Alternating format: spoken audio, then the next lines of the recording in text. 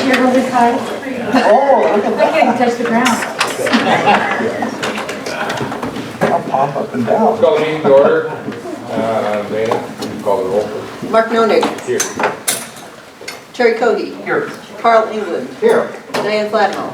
Here. Jack Prothrow. Here. John Sentry. Here. Maggie Peterson. Jeff Greenfield. Here. Senator Sales. Here. Representative McCarthy. All right. This is time when I remind everyone that the meeting is being recorded, audio and video. So keep that in mind when you're acting or talking. Now we move to time for public comment. This is the time when anybody from the public who wishes to make a comment on anything within the board's jurisdiction that is not on the agenda. Yes. Hello. How are you? I'm well. Remind us, introduce yourself again, would you please? Yes, not a problem. I also have a bunch of papers, so I just pass them around and you guys take them? Why don't or- you start with this and you can just pass it on. There's three. So there's one before, there's that one, and there's this one.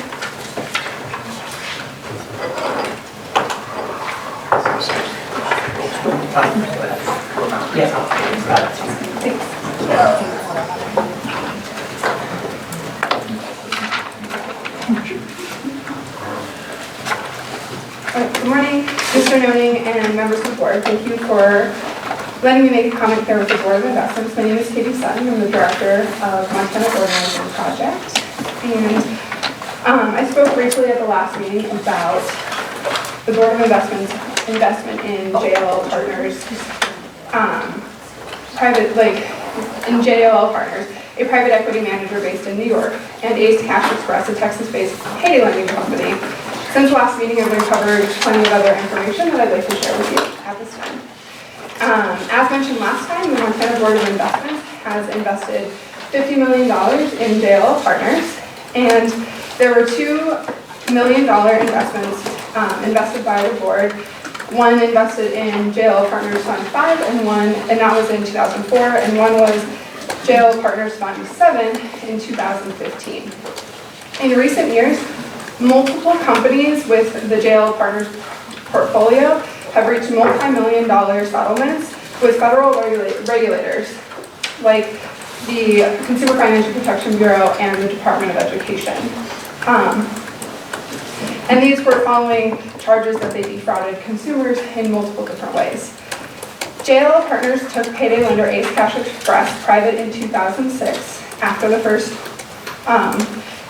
investment, and they purchased Ace Cash Express with JLL Partners Fund 5. Around this time, Frank Rodriguez of JLL Partners joined Ace Cash Express's board of directors. Rodriguez currently serves as managing director at JLL Partners and is a member of JLL's management committee. Ace Cash Express, they charge around 661% APR on 14-day loans, and these business practices are illegal in the state of Montana.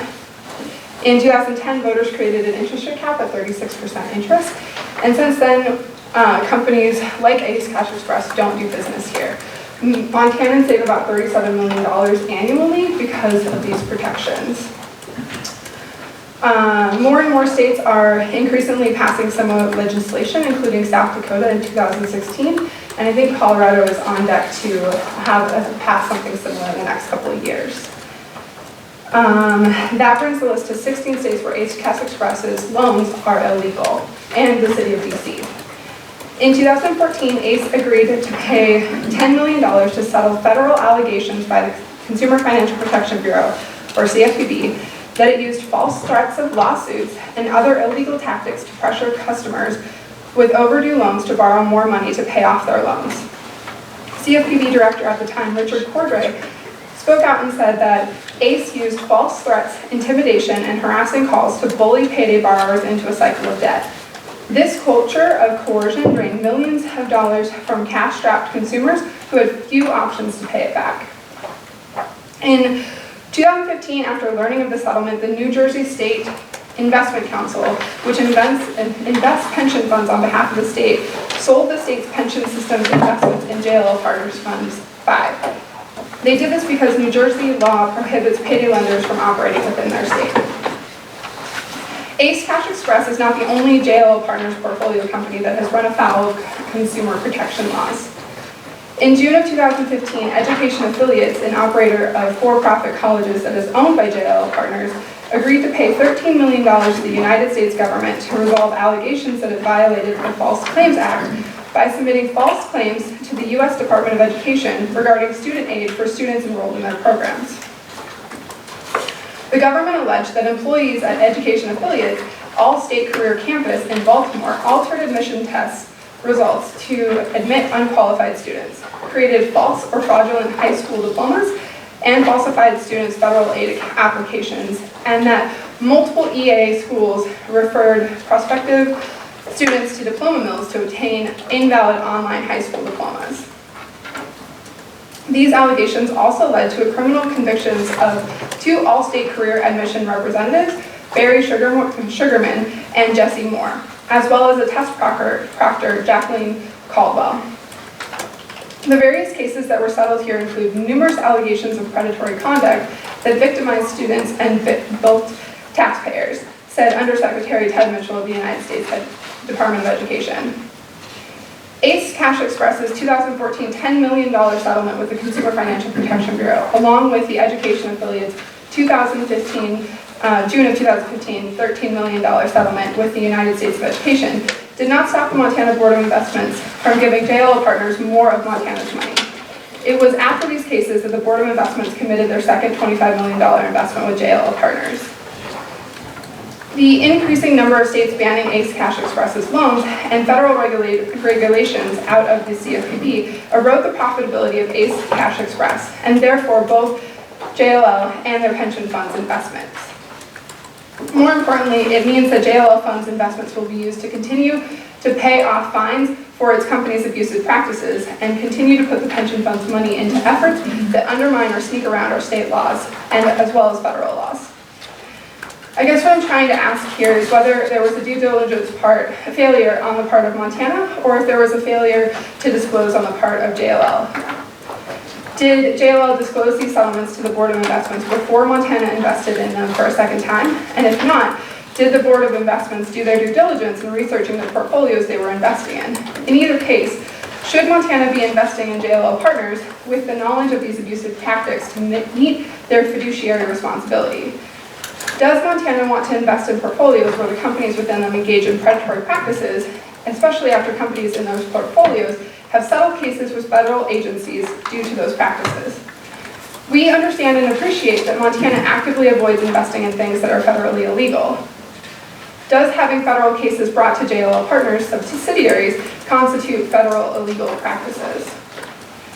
Montana Organizing Project is asking the Board of Investments to investigate whether JLL Partners had disclosed the Ace Cash Expresses and Education Affiliate settlements before Montana committed their second $25 million investment to JLL in August of 2015.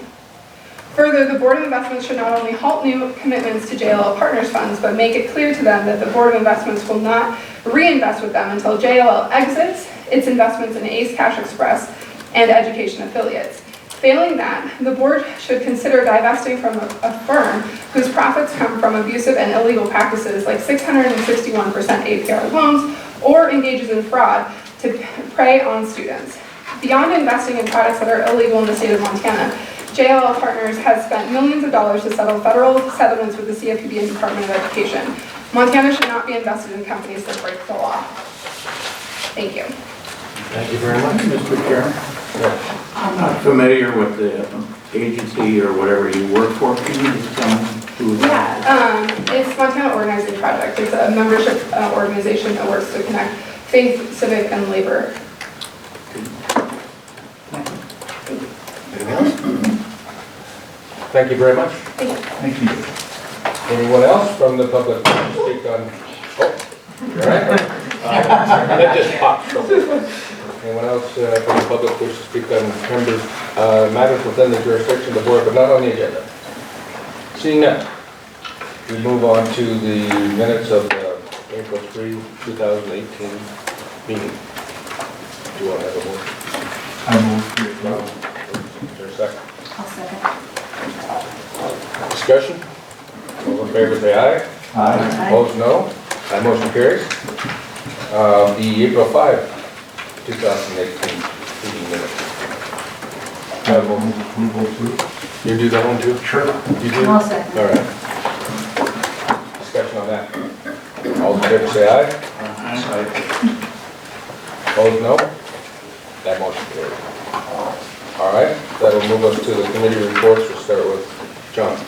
Thank you, Mr. Chairman. The audit committee met this morning, and we received an update on our external SOC auditor. Whipley's contract, Whipley was selected. Their contract has been signed. They're in the process of developing their scope for the first SOC audit, and will be providing it to us for our reaction to staff. They're scheduled to begin doing field work in late June, and their timeline looks for getting a report to us in August. We received an update on the financial reporting consulting training limited solicitation, and staff went to 3 firms for this limited solicitation proposals. These proposals are to review our completed finances for compliance. We asked for responses by mid-April, got 2 responses. Bailey was selected. They have a great deal of experience in these financial reporting issues, and there is some familiarity staff has with them. Contract is under review right now. If everything goes according to plan, they will meet their timeline of being able to propose at the August Board of Investment meeting.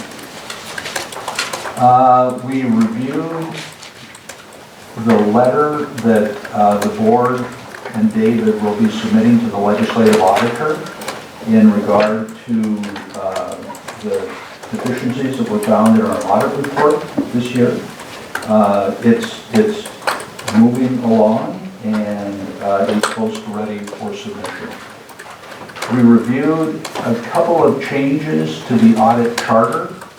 The committee decided to ask staff to rewrite those or reformat those, and I think the audit committee is planning to meet very quickly, probably tomorrow morning before the board meeting, to finalize those. So I would suggest maybe like 8:15 or something. Is that okay? Does that work? Okay, great.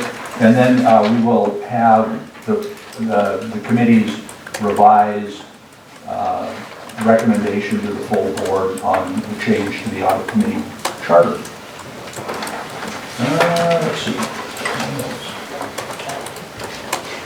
We got a review, an update on the status of the internal controls review. If everyone remembers, we redid our internal controls policy, and we are in the process of working on the detail of the workflow of the internal controls documentation. That is ongoing and is making progress. Fiscal year 18 financial statements. There are some GASB changes, such as GASB 84, that are happening and will have impact on future years. And that's a work in progress as well and going along. Mr. Chairman, that's it from the audit committee. All right, thank you very much. Any questions for John? Seeing none, we'll move on to the Human Resources Committee. Troy?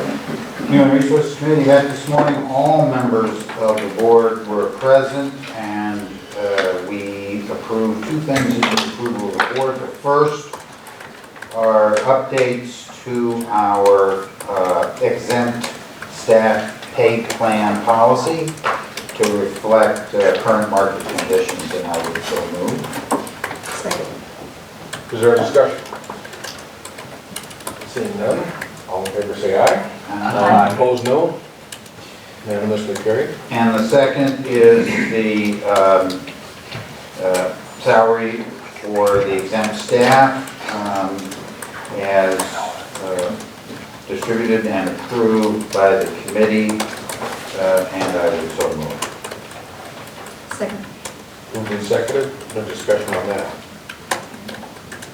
All in favor say aye. Aye. Opposed, no. That motion carries. And that's the HR committee report. Any questions for Carl? Okay, thanks, Carl. The loan committee, Jack. Okay, loan committee met this morning too.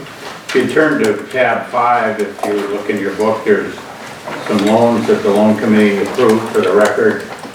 I'd like to mention those. I want to be on notice to everybody that the loan committee does look at these carefully. And so the first one that the loan committee approved was a loan for $2 million to Cascade County to fix their grandstand facility.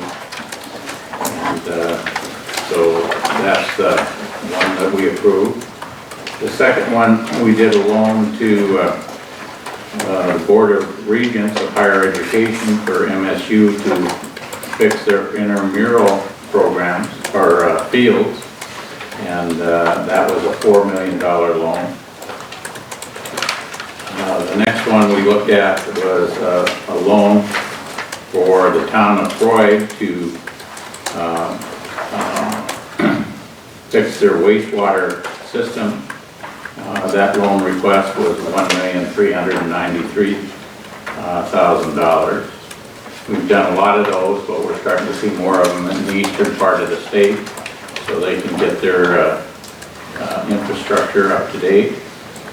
We did a loan for the city of Scobie for $2,500,000. Again, that was to do their water distribution system. These are all interim construction loans that the long-term loan is taken out by rural development loans. We've been doing those a long time. The next request we looked at was a request from the DNRC. They've got a couple revolving funds that we fund, and then they pay us back on to keep their projects in line. First request was for $2,900,000 for its drinking water revolving fund. That was approved. And then the second request from DNRC was a request for $3,100,000 for their water pollution control revolving fund. They in turn lend these out and we get paid back by them. The last intercap loan that we looked at does require full board approval. This was for the city of Glasgow. It's a bigger loan and that's why full board needs to approve it today. But the loan request from them is $6,645,000. And it is for their water treatment plant. And that they will construct that, and then we will do the construction loan, and the rural development will take that out when the project is completed. I think most everybody from the board was there, but I certainly would entertain any loan for questions on that loan, because it is a bigger one that requires the board approval at this point. Maybe you can put in the form of a motion, we just have discussion on the motion. Okay, that'd be perfect. So I'd like to make a motion for the full board of investments to approve the loan request from the city of Glasgow for their water treatment plant in the amount of $6,645,000. Second motion. Moved and seconded, your discussion or questions for Jack? Seeing none, all those in favor say aye. Aye. Opposed, no. Motion carries. Well, you can see we are busy with those requests. We also have another request that requires full board approval, a regular business request. The borrower technically is K3 LLC, and they're requesting a loan for $800,000, or the total loan request is $800,000. Our portion of that loan, working with the Bank of Montana, would be $640,000. K3 LLC is more commonly known as Kettle House Brewing. The reason that this has to have full board approval is over the years, we have approved 3 other different loans for them to do their projects. And so the total request, when you add everything up, including the new loan, is $5,214,845. The loan meets our standards on collateral that we would take, and also meets our standards on their cash flow and things like that. Doug is here that can go into details with that if there is any question. But if not, Mr. Chairman, I'd make a motion coming from me to have the full board approve the latest loan request from Kettle House Brewing of $640,000. Thanks. Is there a second?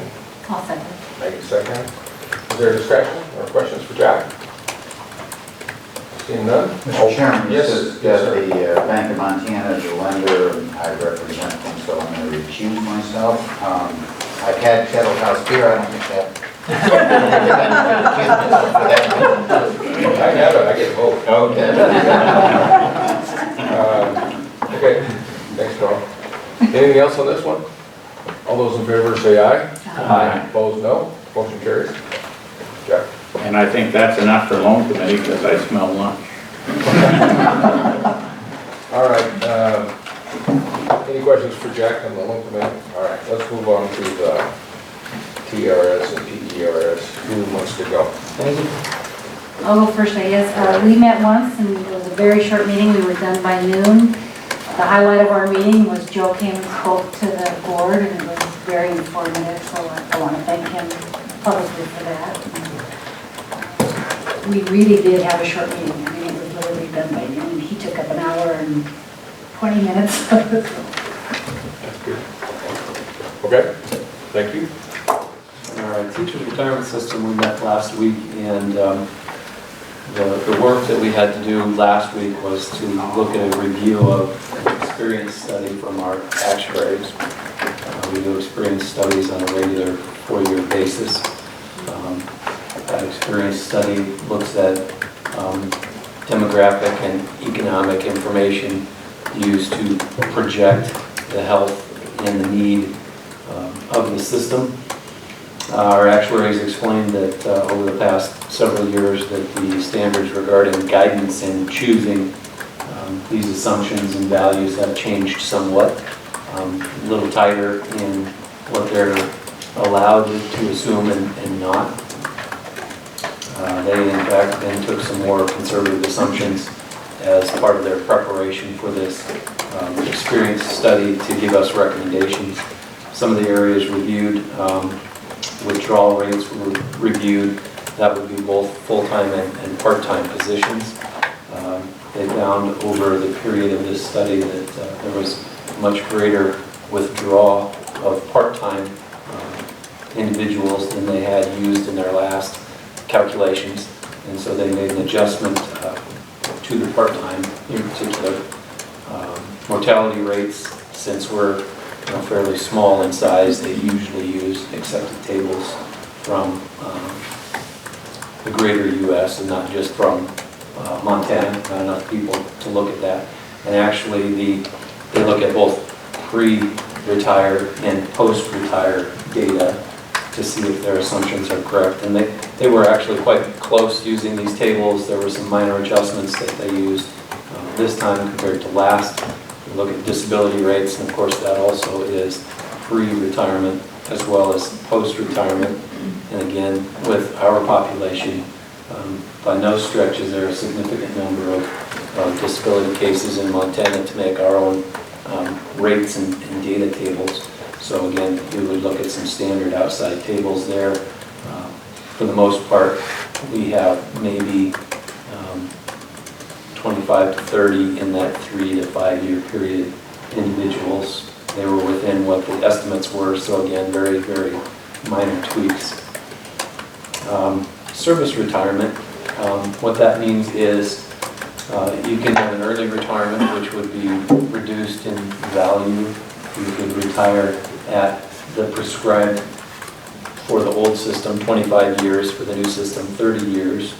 And then you can look at post data to see when people are actually retiring. So on first year eligibility for unreduced, there was actually pretty good data there and needed a minor change. My interpretation, looking at some of these charts, had to do with Social Security age. It seems to correlate pretty well right now with 62 years. And in my own opinion, that has to do with insurance.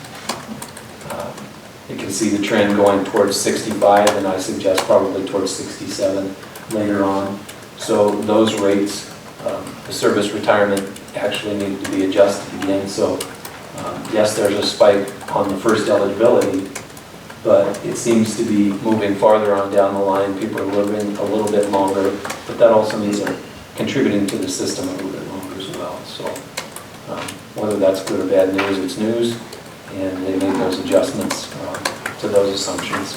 And another, especially economic indicator here, we were looking at increased rates of salary and whether those needed to be adjusted from the historic past, as well as assumed rate of return. So for price inflation, the last assumption was 3.25%, and looking at the data and trend, that range into 2.5% as well. So they suggested going to 2.5%. Looking at investment returns, again, there's a lot of pressure moving those down. Their suggestion was 7.5%, down from 7.75. And the combination of those two things then meant that the real rate of return would be from 4.5% to 5% if we accepted those as the data points that we wanted to work from. Another piece of information related to that, leaving things unchanged, so assuming the same assumptions, the unfunded actuarial liability currently would be 22 years, which is down 2 years from the past valuation.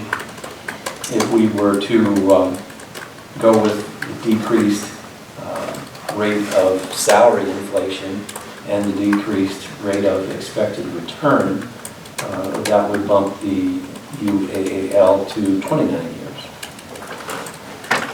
So a fairly significant change. The board looked at that data and agreed that those would be reasonable assumptions to make. So the board did vote to change that price inflation to 2.5% and the expected return to 7.5% in that valuation. And so on paper, it's going to show us having an increased length of amortization by 7 years, but probably those are more realistic at the times. We felt there was a pretty significant change from what has been happening historically, at least over the last 15 years. So that's the first change in a long time for the expected rate of return, and a significant change, but again, we feel was appropriate. There was another suggestion that the actuaries made to continue to reduce the inflationary rate 0.1% to 10 years. Since we do these studies on a regular basis, we felt that was a little bit premature. We can certainly address that again on the next evaluation study, and so we chose not to accept that particular recommendation. So we are also working on some issues that we need to take to the legislature. One of those would be to clarify between, for example, DPHHS programs that are, quote, educational in nature, which really aren't education. They're talking about parenting classes and a number of other items that they can provide through DPHHS as compared to, for example, Pine Hills Correctional Facility, where the youth actually are in an accredited high school. And our intention certainly is to make a reportable TRS position as truly an education position and not necessarily just the service provided by DPHHS, sometimes to parents, sometimes to the kids. So we're working on some language to clarify that.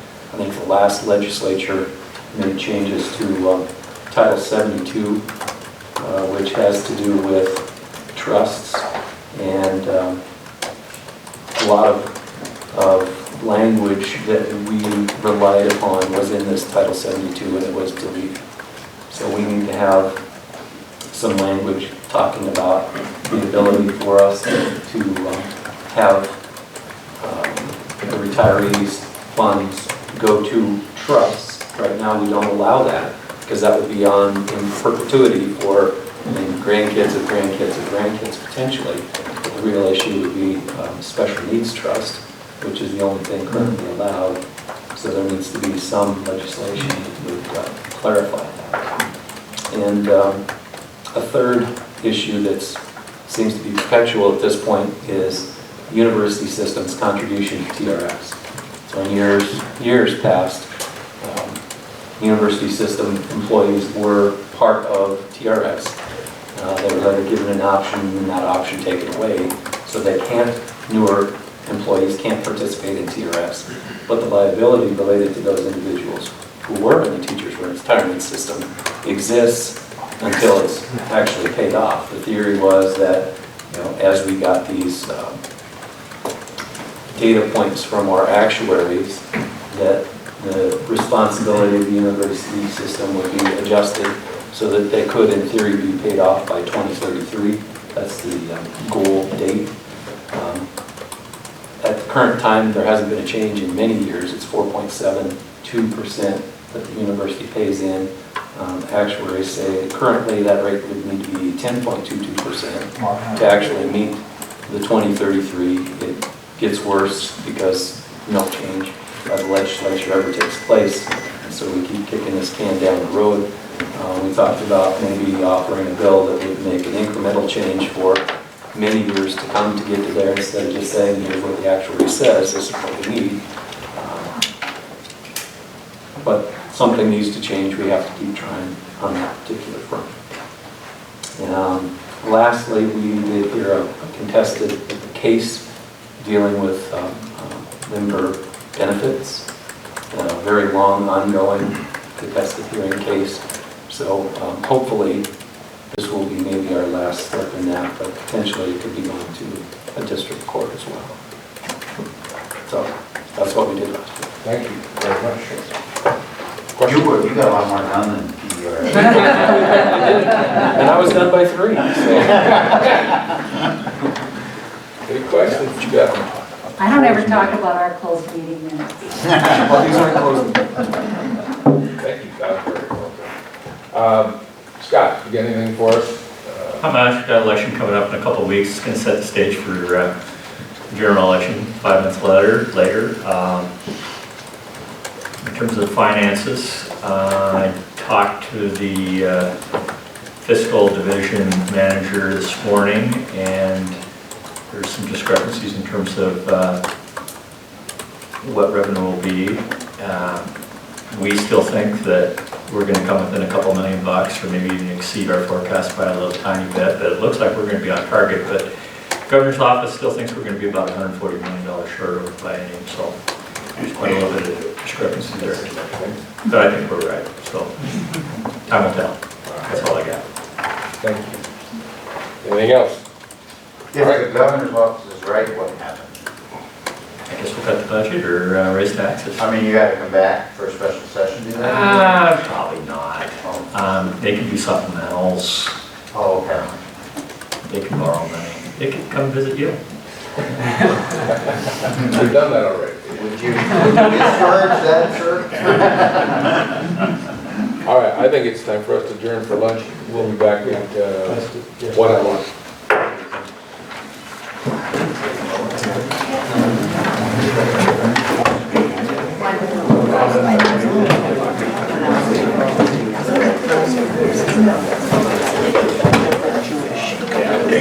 Poor daughter's on her way over here. Oh, no problem. I'm on the highway out here. Oh, just. It's funny, the day I bought that car, I came over here and I had a windshield break the same way a big truck went by me. Oh my God, you had to do the whole windshield? Oh, it's huge. You need me or you, someone else? Oh, what?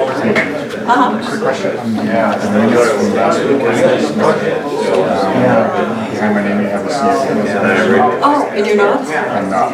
Oh, okay. I appreciate it, but I'm not. Made a return, what Are you gonna study for it? That inflation. You know, we pay for all that. As long as you pass all the tests the first time. Let me just make a note. Right, oh, so are you in kayak? Oh, wait. You're not a CFA, but you are a kayak. But they have, I will, I just want to make sure. no, I will see it. When I have the chairman sign the official ones, I print out any corrections of the previous pages, as long as it's not on the very last page. So, no, of course, oh, not during the office. Well, you can say, hey, I have a change, but it's much easier to just come to me. Okay. So, okay. Yeah, I just want to make sure that somebody could get into trouble.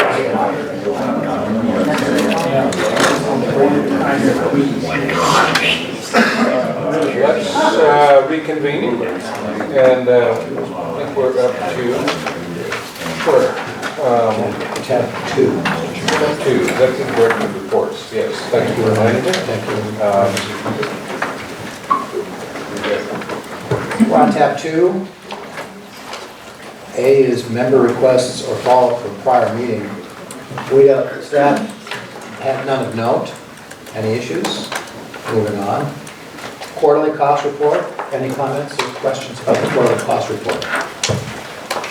So hold that thought.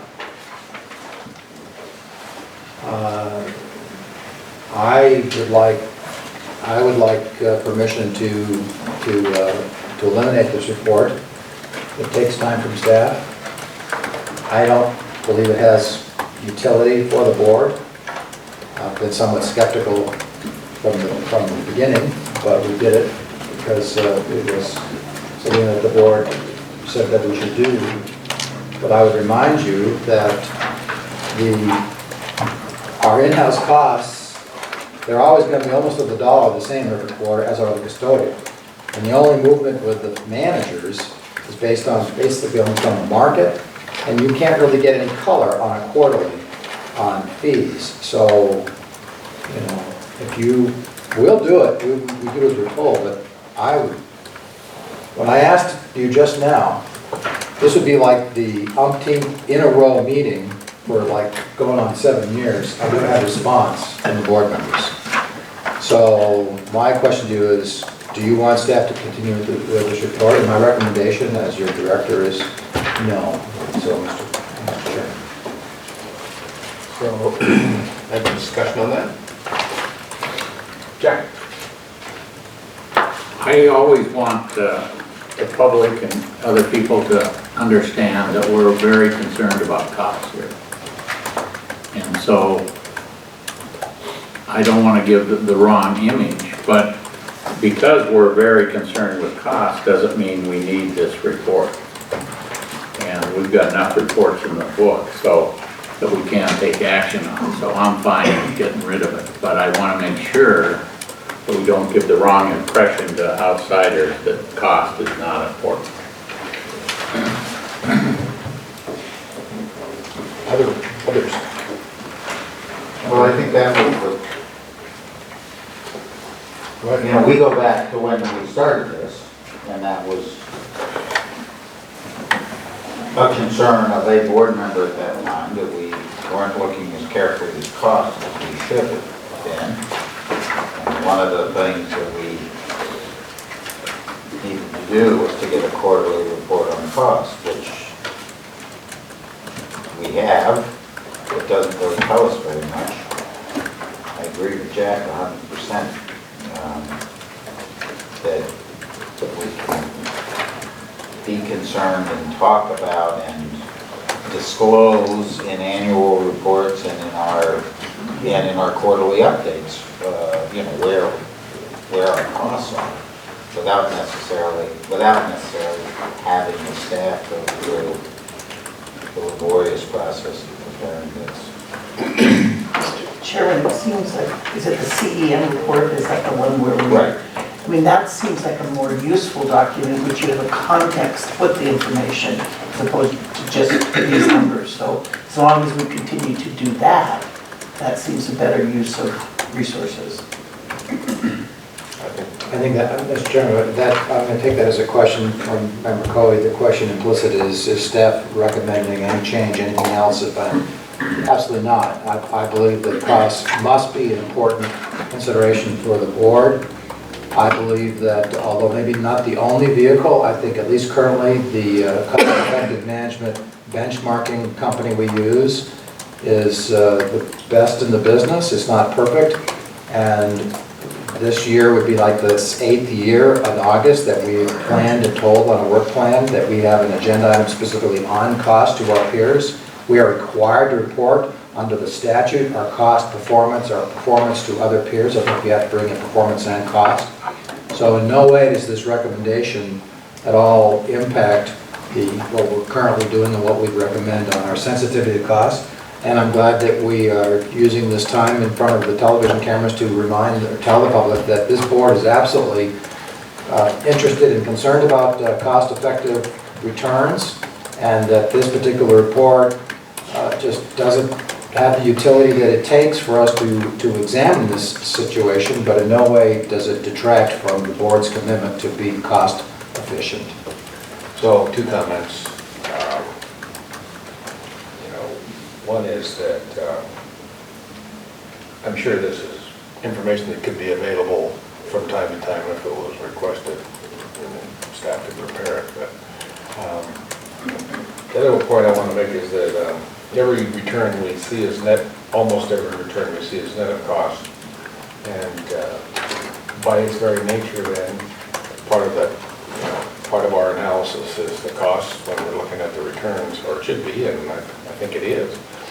So, without objection, we would agree that this report can be dispensed with next on your agenda. Thank you, Mr. Chairman.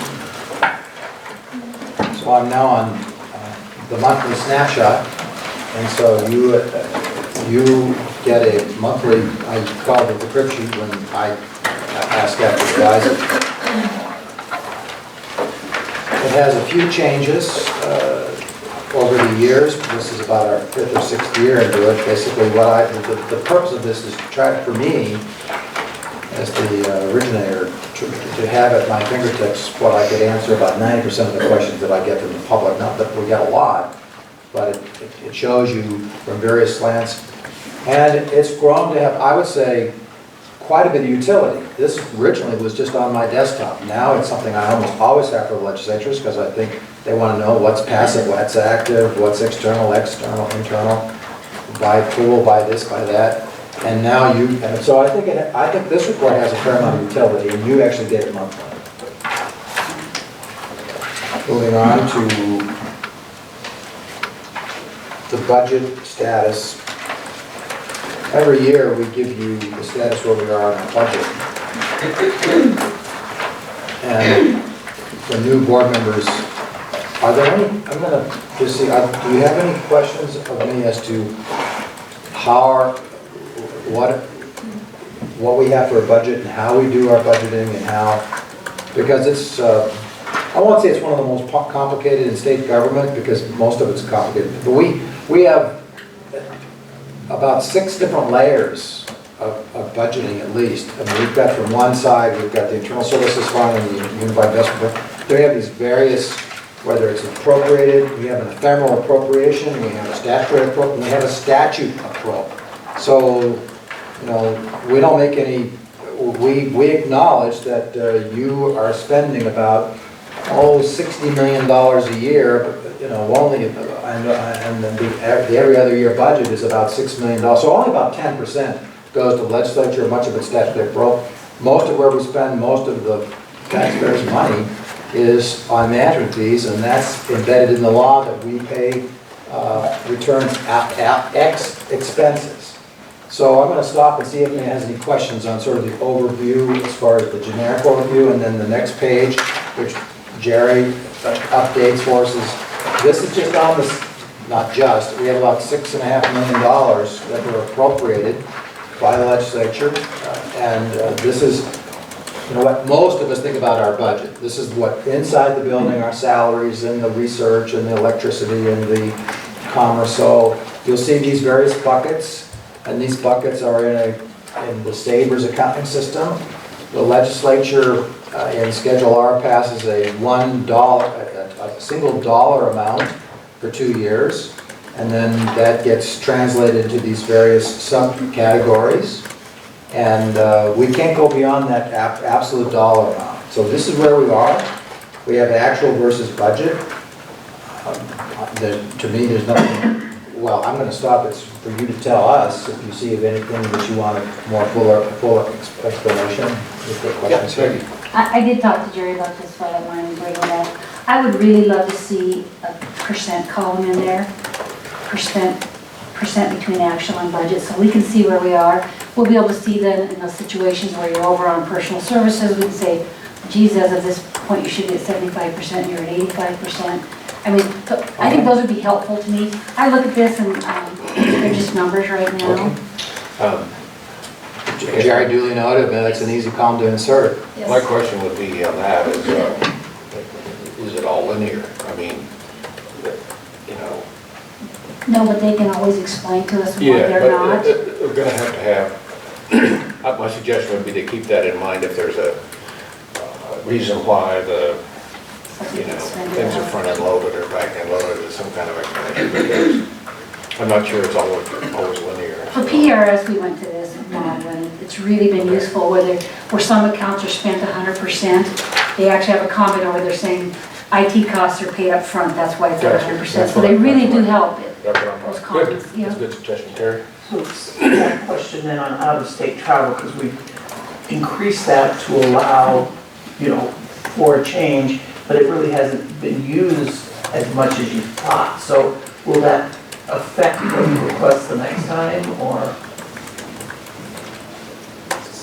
Do you want to respond to that, David, or do you want me to respond? Well, my first answer is I hope not. We much appreciate the legislature hearing and approving our decision package that got us the additional, because it was a new, I think it was a new proposal, which are very hard to pass the legislature. And so we did get a substantial increase, and we appreciate it. Nevertheless, that's just the money. To translate it with staff out of Helena and making that work, you know, that takes a lot of effort, and our goal is to continue with that. But I would also acknowledge that that's not, you know, staff time, that's a scarce resource as well. You don't see that here. But it is our plan to continue with that. Joe, any comments that you want to add? Yeah, so it is a budget. I guess as we move forward, not necessarily expecting that to increase meaningfully, but part of the reason for the budget, given the 2-year process, is we can plan for a fair amount of due diligence, but there are going to be times, and thankfully they haven't happened real recently, that we need to travel unplanned to go see a manager or a situation, and we want that to be contained in the budget. And there are some practices of traveling and incorporating that more into our routines that has begun, but I think there's more to do there, more so probably we've done more travel, out-of-state travel recently within the public markets part of the portfolio, where you know, a few years ago none of that was done. So there will probably be, as we look to say next fiscal year, a little bit more dollars spent in that area than this year. So I think the budget is still needed at the current amount, doesn't need to grow, but some of that is for kind of contingency if there's a need to do it. So we're not saying that the budget, let's spend so much a month and make sure we spend that. We're only traveling based upon a particular need to do due diligence on investment opportunities. Thank you. So, specific comments on where we are, we will, Jerry, you can insert those for the percentage. So we bring this to you in May because we won't see you again on a scheduled basis until August after the fiscal year is over. One thing that I neglected to do, I thought about it and then I dropped the ball on this, was that every other year, I'm supposed to talk about the upcoming legislature, and that's kind of the easy part as far as the budget, because but the part that I missed was talking about full-time equivalent tasks, so we call them FTEs. So last 2 years ago, I told you we should put in for one FTE, that process, it did not make it through the process. It got shut out pretty early in the process. It's a very long process for building a budget. This time, I would like to put in for two. Clearly, one on the investment side. I'd originally thought about maybe two on the investment side. I think we should have another staff person in the fixed income area. If you think about what the fixed income area does, the day-to-day cash of the state of Montana and the trust fund, that goes through 3 people. STIP alone is $3 billion. It's big. There's lots there. We could use some more coverage on that. I'm still debating in my own head whether the second FTE request would be on the investment side. I think we could use another in operations. By the accounting area, we have 7 accountants. We don't really have, we have a little redundancy there, but redundancy may be the wrong word. We have people who pick up for other people when they're out, so they double up. I'm not sure I think that's redundancy. So I haven't made a final decision of my own stuff on that, but the governance policy says that I'm supposed to have the budget idea in front of you and the FTE idea. We've been a little bit loose on it. Remember, the budget building process is really very, very little in your control. The Director of Commerce, and of course the Budget Director, they're the ones that have the power. We make our proposals. So I'm going to stop and see if anyone has, I guess I need to know if you have heartburn for me to push 2 FTEs through the process. I hope we can get them. I don't know how likely it is. Having been a budget director, I know how hard it is to get FTEs approved. But my recommendation would to go ahead and empower. I don't know that we need a motion, but if you are opposed to it, I would like to hear about it. I'm going to stop there and see if there's any. Yeah, does anyone have any comments about that? I was just wondering if we did make a motion, would it give you more ammunition that the board's fully behind you? Well, it wasn't hard, Jack. Scott, if you think you know that Jack wants it, is that going to happen? Or will it hurt? I have no idea how Jack will It doesn't hurt. Your discretion, Jack. So, I Mr. mean, you Chairman, know, Jack, technically, when you read the governance part, which I did yesterday on this, I'm supposed to bring you the budget and the FTEs, and it says you're supposed to make a decision on it, so. so based on that, Mr. Chairman, I'd like to make a motion that we support the idea of asking for 2 FTE. Second. More discussion on that? All in favor say aye. Aye. Opposed, no. Unanimous.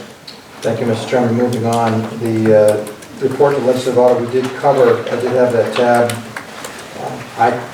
Just a heads up, I think it's going to be as simple as taking the existing language, putting the title out and just inserting it in section D, like, I forget who proposed it, one of the, Diane did. I think we're just going to use that as a draft. We'll bring it to you tomorrow. And then moving on to the next item, Montana Real Estate Holdings, that's actually the next tab. So, Mr. Chairman, I'm done with that. I'm done with tab 2. Questions for Dave? Oh, we got lunch. You may have lunch. We'll wait for you, Jack.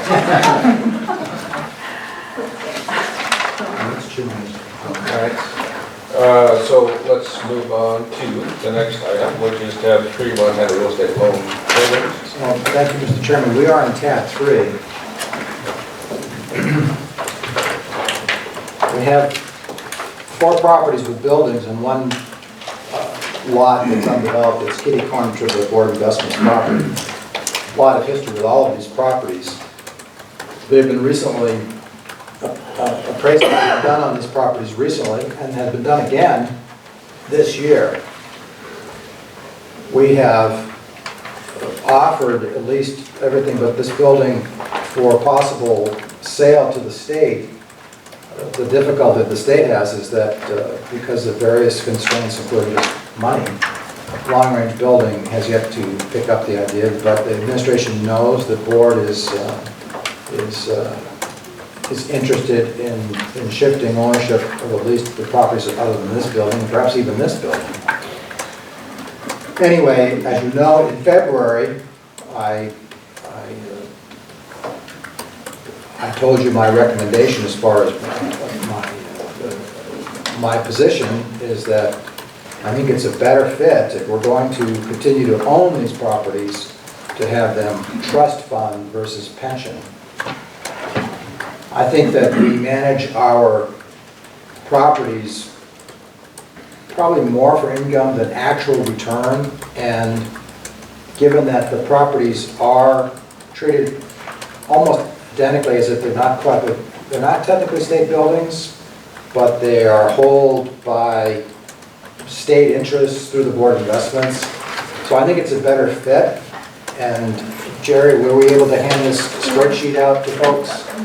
Jeff, we're going to hand out a spreadsheet that addresses some of your specific questions, and we've got this spreadsheet that we're going to put on. So before I get to the spreadsheet, let me detail a possible plan of action. I'm not sure that staff is asking for a firm decision today. What I'd like to hear today is a decision to proceed.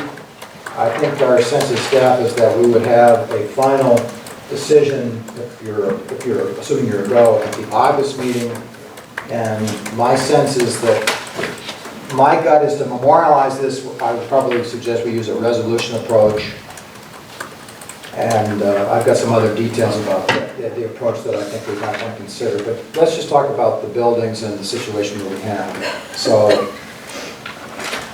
these are buildings that are used by state employees with very minor exception. I believe Park Avenue has just a little bit of square footage left in the private sector.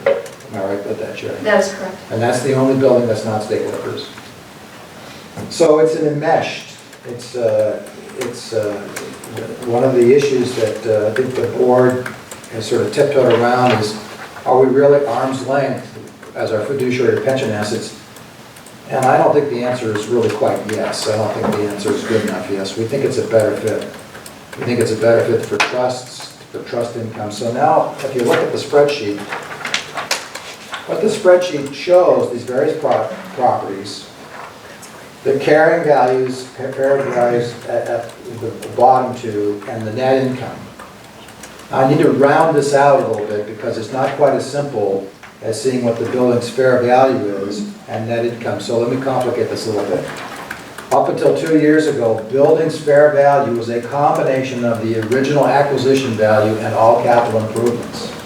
We put a lot of capital improvements in these buildings, and that's reduced the building's net income. Net income is net of capital improvements. And Jerry, if I may speak, That is correct. So when I do a net income return on fair value, for the most part, the numbers are pretty good. I mean, I don't have my calculator, but if you do 1.6 over 18.7, it's like 7 3. If you look at the returns on that simple basis, they look good, except for 1 or 2 years where we had some significant vacancies. Now, what brings net income down is the substantial amount of capital improvements, but nevertheless, that net income is truly net income. The building's fair value up until the last 2 years was the acquisition plus capital expense. The last 2 years have been true market. So if you go from FY15 to 16, you'll see the 19.4 went down to 18.7. That 18.7 and 16, that's a market appraisal done by a certified appraiser. Do I have that right, Jerry? 16 and 17. So again, what we as your staff are proposing, again, we've had an informal, long-standing invitation to the administration to consider purchasing at least all of them but this one. And what we're suggesting, we're recommending to you is that we would have a transfer, a sale from the pension assets to the trust assets for the appraised price, which right now is 18.722 million. Those appraisals are current, and I actually put the data on the appraisals on the memo. A couple of other things. We wondered if it made sense to, because you're the fiduciary of both, and so it's a bit of a fiction here. We wondered aloud, and we thought, Joe and the senior management team, we wondered if it made sense to have two parties separate within the Board of Investments. Have part of our staff take the side of the pension side, and some of our staff take the side of the trust side, and just kick the tires and see what we come up with. And so, for example, we thought maybe Doug and others with Luxon, the legal counsel, take the side of the trust side, and then take some of our staff, maybe Ethan or others, on the pension side. I've talked to Mike Mannion. Remember, the retirement systems report, they are attached statutorily to Department of Administration. I've talked to Mike, and I've explained to, what are we trying to get here? I'm just saying, we're just wondering if it makes sense to have two separate parties and then just see if anything comes of it. I'm not sure that anything really does, but you never know. And so I just think it's maybe a worthwhile exercise to sort of independent due diligence so that you have some modest ability to make a reliance on something that's not arm's length. This is not arm's length. So again, the actual transaction we're talking about is a transfer of assets. There'd be no change in title. These properties, all of these properties are held by the Board of Investments. And so if you're okay with the concept, repeating myself, we would look for August, and we would have, I think, a resolution and want to get this done in a timely manner. So say by, what would be this, November 30th, Joe? I think that's the date. I think that's what we're thinking. We don't want to get it done too early because there are some accounting nuances here that we don't want to wrap ourselves in. We want to get through year end. Mr. Chair, first of all, Joe or Jerry, or Julie, have I sufficiently presented this conversation? I'm done, but have I missed any points? I don't have anything to add. Jerry? I think it's good. Okay, so. I don't have anything to add. Can you just be refreshed? I'm assuming state law prevents us from just outright selling these. Just the opposite. I think you could put it on the auction block. These are state law. These are not state assets. Why are we not discussing that option?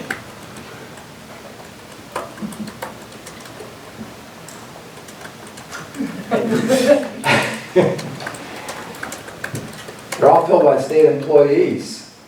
We've got contracts. We're part of state government. Right. I would not recommend us putting ourselves in play. I wouldn't recommend having these assets be put into play for a public sale. Speaking, because as budget director, I would go into multiple, I'd probably have a stroke. Well, part of it's because the tenants are all state government agencies, I guess. But state government leases from private landowners in Helena. They do. So I know we've discussed this many times, but I'm just trying to raise, because we hear how much work and time it takes for the staff to manage it. Now we're talking about another process that's going to use staff time. And I just want to hear one more time what that's a bad idea. In my opinion, there's nothing legal. I just think that any administration would push back mightily that, maybe they would, maybe I'm wrong. I'd have to own up, maybe they would be indifferent. But yeah, I suppose that's an option. So, I personally think that would be something to explore. I mean, let's find out if there's pushback, because why go through all this if there would be a better, faster way to get it done? And then have the asset that could be managed by our staff. are you, in your proposal, separating out this building? No. All of these would go to the trust. Let me ask one more question. I know it's a field, but it's relevant to me. Remind me why this California has only expenses. Because it's not, because it's a vacant lot. Vacant lot. It doesn't. Oh, it's vacant lot. Well, that's the answer I needed to hear. Okay. I didn't know that. I didn't remember that, but go ahead. No, that's just, I mean, I'm just, Well, maybe you could flesh out your reasons why, unless you don't want to, just why you think it wouldn't be something that would be advantageous to the administration to do, to market these. Well, I don't know which administration we're talking about. I don't know. I've not actually talked to the current administration. I can speak for the former. I have some authority on the previous administration. So the previous administration, we had a bias. And it's a bias that we thought that our bias was if we could find a way to own buildings, we thought we could get a better deal if we owned buildings than be paying high rents. And so we had a slight bias about, which we never really could effectuate. I mean, there hasn't been a building built for state workers in this state since the DEQ building before I moved to Montana in 1985. That's the last building that was built through the normal way. We got the data center built, and State Fund got their bill, and Carroll got this building built. So I'm going to acknowledge a bias. I'm just going to be really upfront about it. A bias for state to control the buildings that state workers have. That's a bias. You've clearly talked a different frame of reference. Actually, I think it's in bounds. I think the state could, I think the Board of Investments could put these properties up for sale and see what happens. I think the administration would have some heartburn, but, you know, we've let them know that long-range building has been an option, so. Well, unless it's objectionable, I think that I'd like to have their input on that idea before we make a decision. Not that we need to get their stamp of approval, but I would want to know the administration's viewpoint. I mean, we've asked them to buy them, and now we're saying, okay, how about if we sold them? And we have other options. We can go with the trust. In fairness to the administration, I haven't actually asked that. I would remind people, PRS is housed in one of the, we're housed in one of the buildings. PRS is housed in the building. TRS, apparently you had, now we don't own yours, but apparently there was some discussion at TRS. There was an interest in the topic. TRS owns its own building and we're outgrowing it. Right. And so it was either going to be a sale and lease someplace else, expand that one. I mean, combination of possibilities. But clearly the administration let TRS know that since that was kind of on campus, that it would be important to them to keep it in, let's say the government circle, put it that direction, not sell it to some private entity. So leasing it out, putting another state agency in there was more palatable to them. that may be the answer we hear, but it just seems like it's worth exploring. I don't think I agree, because my approach to these from the day one is why are we holding these as investments? I mean, there are answers to that, but it's always been my question, so. Are you comfortable proceeding that way? Well, I don't think you literally need to make a motion today. No, I don't think so. I think our plan was to, if we were going to bring this to the front, we were looking at August. And so the guidance that I'm hearing, our direction is to let the administration know that there is some interest on the board to explore the option of outright selling these properties. And I think we can say, well, if we have a response, then we can also, and we can consider the option of if you want to consider transferring it to the trust fund properties, looking at these separate Chinese wall groups with separate counsel to, I don't think we want to make that a major undertaking, but I think it's, you and I discussed it, I think I've come around. I think it's worth considering. From the idea that, people look at this transaction, the buyer and the seller just look at it differently, and so I think it's worth pursuing that way. That's my 2 cents. Terry, I think that stays absolutely true is that we don't lose any work in the trust. The deputy is still up to her elbows. It's a big time suck for us. I know that really goes away. Jeff?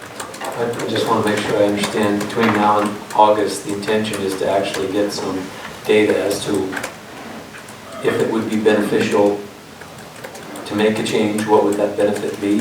Or if the benefit would be greater selling them and speculating on what the return would be. My concern is to make sure that we don't do something where we have less benefit to the systems than we do now. And whether that's from a cash flow basis, because I know we always need more cash, but this is government renters, so pretty consistent and expected income, not worried about the tenant, as opposed to, show me the data that says it's better to put it in the trust than in the pensions, or if it's potentially better to sell them all. I need something that tells me, not just California property, I can tell you. The rate of return is 0. right. When we sell it, we're going to come out ahead. I don't mean to be too flip here, But clearly an outlier to the others. Some of it, well, I'm not sure about that. What did you say the return rate was? Well, if you just take the net income divided into that, you'll see it's between 6.5 and 7.5, pretty consistent. Which is Better than I expected. which is pretty good for real estate. Not mistaken. But that's not, doesn't include all of the costs? Does it include our costs? No, see, that's the, when No, we but I netted that out. I reminded you that the denominator gets pumped up until recently by the actual capital expenditures, so it's... Well, you got capital expenditures, but we also have time expenditures. Is that included there?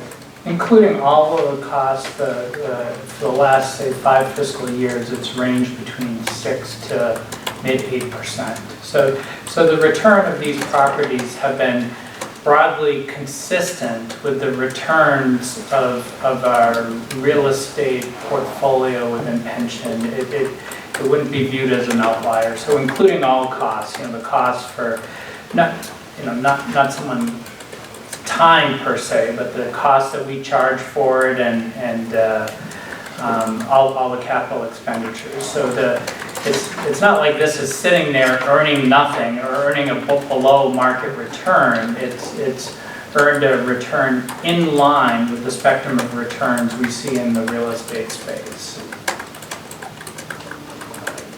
And so the issue is, A, does it belong in the investments, or does it belong in the trust? But then B, we're not a real estate management company yet, we're managing real estate, right?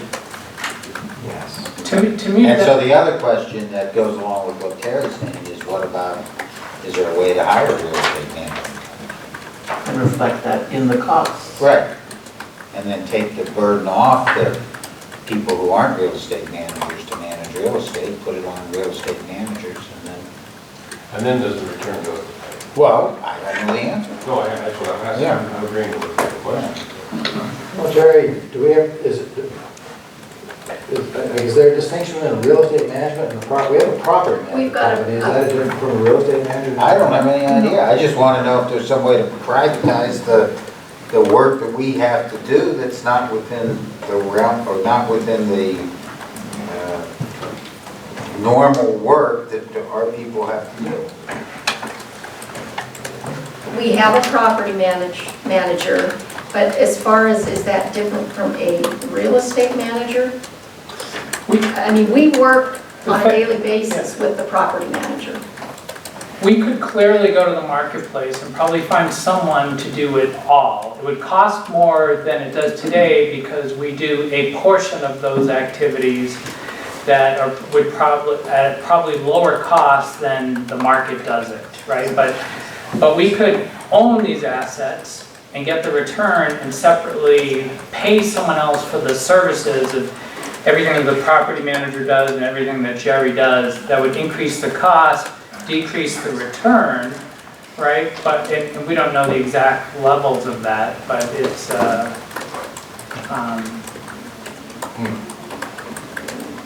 So I think what I'm hearing here is we need more information. And we can, there's no deadline on this, we can defer that to August. You never have to do this, but you could, you can always have the status quo if you're comfortable with the rate. We brought it because in my 7 years, I've heard a certain consternation about this situation, and I've heard more of it more recently, and I feel like we ought at least get it on the table and see where you want to go. I agree with Jack. I think the way to go, and not to try to overburden the staff anymore, but frankly, I didn't focus on the idea that the returns might be comparable to what the portfolio is. That for some reason I missed that. Maybe I'm focusing on the vacant lot. I mean, there is a difference between keeping them all and selling some of them too. I mean, clearly this vacant lot is, if it's marketable, it's not a good investment currently unless the appreciation is going to be such that it comes out with a return, right? So We can always build another building. well, I think we ought to be looking at these. I think we ought to be looking at these separately if possible as well as together.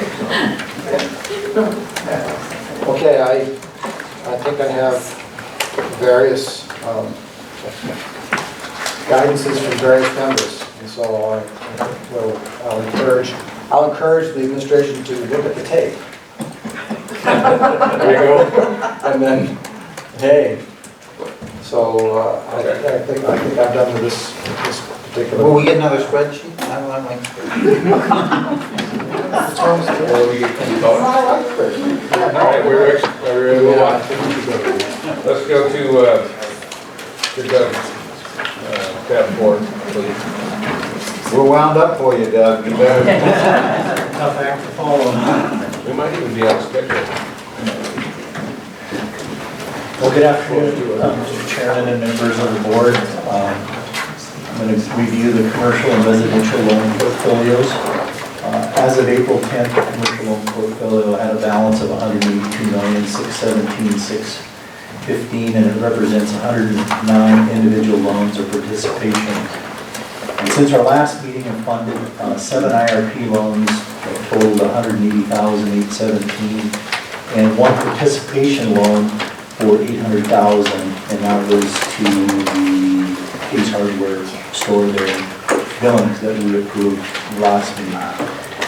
We currently have 4 reservations that total $1,479,000 and 3 committed loans that total $28,533,322, which includes the large loan that we approved earlier this year to the Springs Living in Bozeman, which is going to have a groundbreaking ceremony next month, so they'll start construction on that project.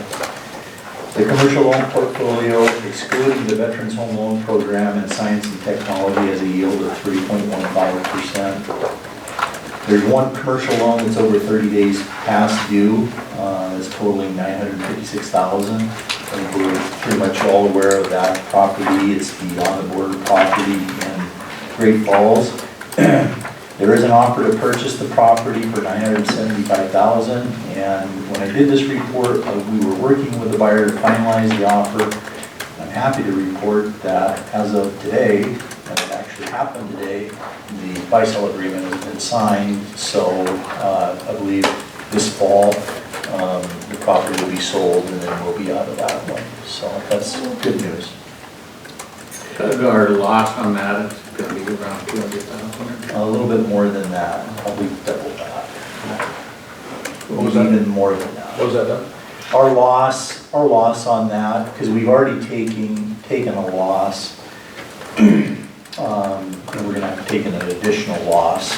because the sales price is $975,000, so our percentage of that is 80%. Plus we have expenses that we incurred on that property that have been paid by First Interstate Bank, which we'll have to pay 80% to, so. So what do you think our loss is going to be on that, then approximately? It's going to be over $400,000. Can I ask you what IRP stands for too? You guys use these acronyms and they're not in the back and I need to know what they stand for. Intermary Relending Program. The Intermary is an economic development company, so we loan them the money, and then they in turn loan it out to the businesses for equity capital. It's a matching program with USDA. Typically, if we give a buck, USDA is going to give either $2 or $3 or $4. So it's just a way for economic development to have funds available for equity capital for small business startups. You're welcome. Staff, help remember that, let's get our glossary updated for IRP. The residential loan portfolio reflected an outstanding balance as of April 18th of $4,778,059, and it represents 115 loans. That portfolio has a yield of 6.65%. There were no outstanding reservations, and there's no loans over 90 days past due. That fund, will continue to shrink because of the return requirements on that. So, unless we see the residential rates go up dramatically, we won't see much activity in that. And then the Veterans Home mortgage portfolio reflected an outstanding balance as of April 18th at $36,385,254, and that represents 215 loans. There's 9 reservations totaling $1,701,601, and there is $1,913,142 of the balance available. That portfolio has a yield of 1.8%. There was one loan over 90 days past due, $178,238, or less than it's a half of 1% of the portfolio. So it's a good portfolio at this point, not a lot of delinquencies. One other item I wanted to add was I did attend the SBA Small Business Awards and Billings on May 3rd, and the Small Business Person of the Year was awarded to Charles Skip King, who's owner of King's Ace Hardware Stores in Billings and Laurel, whose loan that we recently approved. The Board of Investments has participated with First Interstate Bank on all 4 loans to King's Ace Hardware. Skip recognized the Board of Investment several times during his presentation and thanked the board for providing long-term fixed-rate financing. This is the second SBA Awards presentation that I've gone to since I started working here. And last year, the Small Business Person of the Year award was given to Mark Bretz from Bretz RV and Marine. And Mark also recognized the board and thanked them for their support. So the programs are appreciated by the individuals that are using them, so I just wanted to let the board know that. Any other question? All right. All right, thank you. Let's do Louise before we take it done. Usually sets land speed record. Need to be known for something, right? Everybody's got to be good at something, right? Plus riddles, don't forget the riddles. Riddles. No, I missed out on the riddles this time. I apologize for that. I had so many loan requests, I was a little more focused on that. Okay, so we'll just start out with the activity summary, something that you see at every meeting. Like I mentioned, we did have those loan requests. We had 7 of those at the loan committee. I just wanted to forward the thanks from the city of Glasgow on that. They were very pleased, excited that we were going to take on that full interim financing. So we might wonder, that's quite a bit of money coming on board, and how are we going to finance that? We do have about $17 million in repayments coming in as those are gonna start drying out, so it all just balances out, just works out in the flow. Were there any questions on the activity summary at all? Okay, seeing none, we'll go to the staff approved. There were no new borrowers in the staff approved loans this time. I did get a call from Wheatland County though. They were looking at some possible fairgrounds upgrades, and they haven't borrowed through us, the county government. Because we've borrowed all over the state. It's just that some county governments, we have about 12 of them that haven't used intercap yet, so maybe I might just have to give them a call and see what's going on there. Were there any questions on the staff approved ones? Okay. In the economic environment out there, are you getting a lot of requests, or is it normal, or how would you? More requests, we kind of tapered off a little bit until the very end. As you see, we've really loaded up with our commitments for the year. We did consider there are probably about 30 to 35 million commitments. So these last ones that are coming in brought us to that point. Fundings have kind of fallen off a little bit, but of course we'll see that those commitments we'll see that probably next year, where those fundings will come back up. Now the reason for that, it could be anybody's guess. We're looking at some political, unrest with the different administrations and the special session budget cuts have affected schools. So we'll see how that flushes out and what to expect come next year. Okay, so I just have one more announcement for the bond program. Julie Flynn has accepted another position within state government and commerce. She is now the housing program manager for the community development division. It's quite an upgrade to her position. We're very happy for her. It's something where we were fortunate to have her as long as we did, really. She has moved ahead, and we wish her well in her new adventure. Something that the housing program does is that it oversees the grants to communities from the Community Block Grant Program, the Home Investment Partnership Program, Housing Trust Fund, and then this program also has a key role in the assessment of fair housing and analysis of impediments for the state of Montana. So she's going to have her hands full, and she's very excited about her new position. She will have about 6 employees under her. So we're very pleased with her advancement. And of course, that leaves a vacant position for us. So we have posted that position May 15th, and that position closes on June 3rd. So hopefully we have a nice, positive turnout for applicants, and we look forward to interviewing those folks. That is all the bond program has. Okay. All right. Any questions for Lee? All right. Thank you. Let's take our scheduled break till about 10. You're on. Okay. Mr. Chairman, members of the board, we are on tab 6. John and I are going to talk about our internal fixed income management. And I think this worked out well because, after lunch, a little later in the afternoon, you want to talk about something really exciting like bonds. So here we go. So in our presentation, I'm going to talk a little bit about the basics of fixed income, then talk a little bit about interest rate risk, and I'm going to give a coining duration a little bit of a shot to see how that goes. And then John's going to take over and talk about our internal management of our portfolios, and then we'll talk about our fixed income resources, and we'll end with looking at our Bloomberg screen up on the big screen there and go through some of the stuff that we look at there in our daily work. So slide 3, what is fixed income? It's a contractual obligation to pay principal and interest over time. Basically, it's a loan.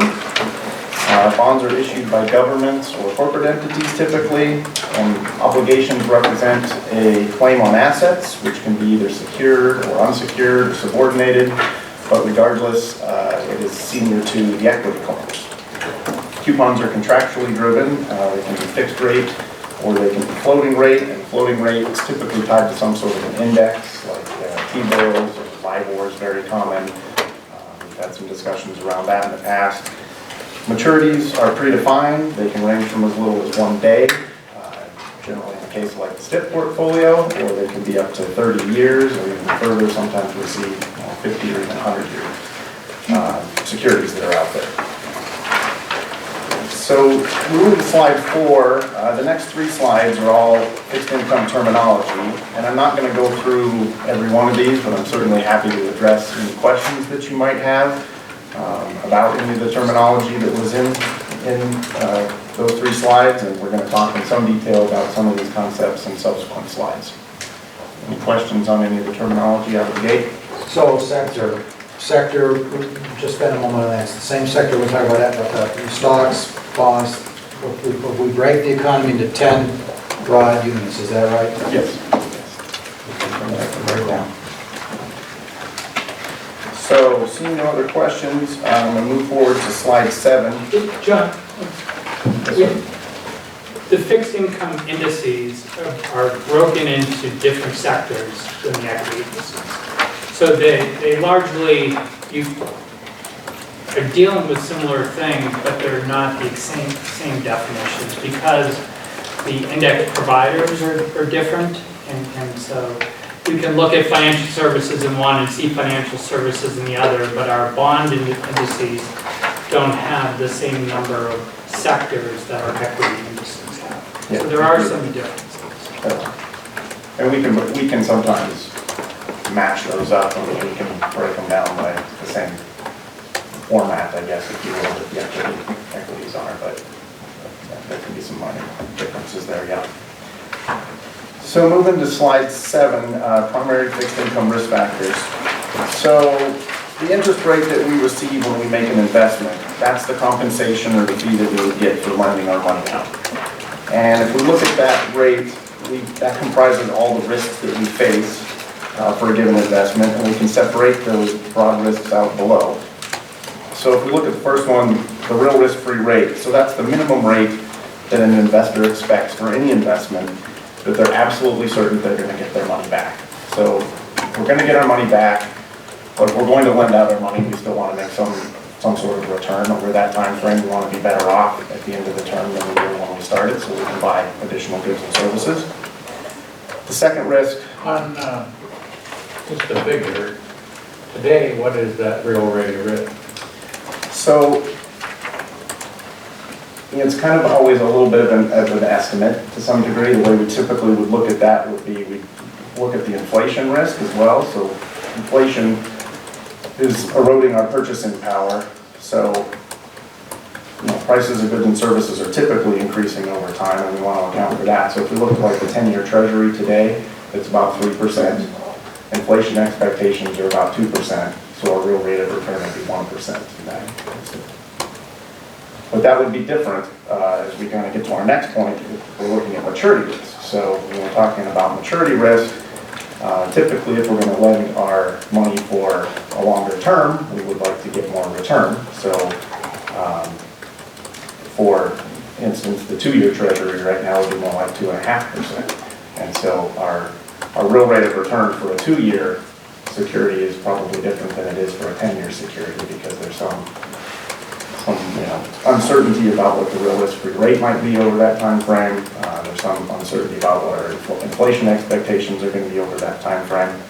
And if we combine those first 3 points, the real risk-free rate, inflation risk, and maturity risk, that's what makes up our treasury yield curve that we talk about a lot of times. So all along the curve, we've got a different interest rate that we're making, and that we talk about that treasury yield curve, and when John and I get to Bloomberg, we'll put that up on the screen so you can kind of see more of the graphic representation of that. So if we're looking outside of treasuries, which would be the quote-unquote risk-free alternative, then we start to think about default risk. So is the borrower going to have the ability or the willingness to pay us back at the end of the term? That's generally measured by our default risk. We think about it oftentimes in terms of the rating agencies and what's the likelihood that they're going to get repaid. And then liquidity risk. So most bonds are traded over the counter. So unlike equity indices, which in most cases are traded on an exchange, they're quoted every second of the day, traded every second of the day. Bonds, it's an over-the-counter relationship. So if we want to buy or sell a bond, we're generally going to contact a broker. They may want to buy our bond, let's say, and put it on their balance sheet because they think they have a buyer on the other side of that, but oftentimes they may not, and so they may want to go and find a buyer before they do that. So it can be a much lengthier transaction.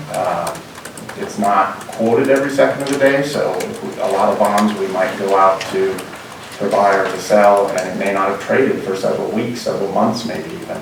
So there's some uncertainty as to what the price is there, and we have to get to a negotiated agreement between two parties that this is the price that we can both agree on and make a transaction. And that's not always possible, particularly when we're saying the financial crisis, and if you're talking about corporate bonds, nobody wanted to take on added risks, so the market really kind of seized up at that point, and you just didn't have a willing buyer and seller. Whereas the equity markets, you may not have liked the price because equities have dropped precipitously, but you could still go out and trade them that day.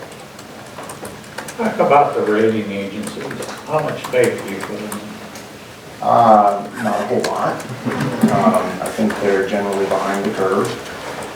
We do look at what they tell us. It's information that's out in the market, no question.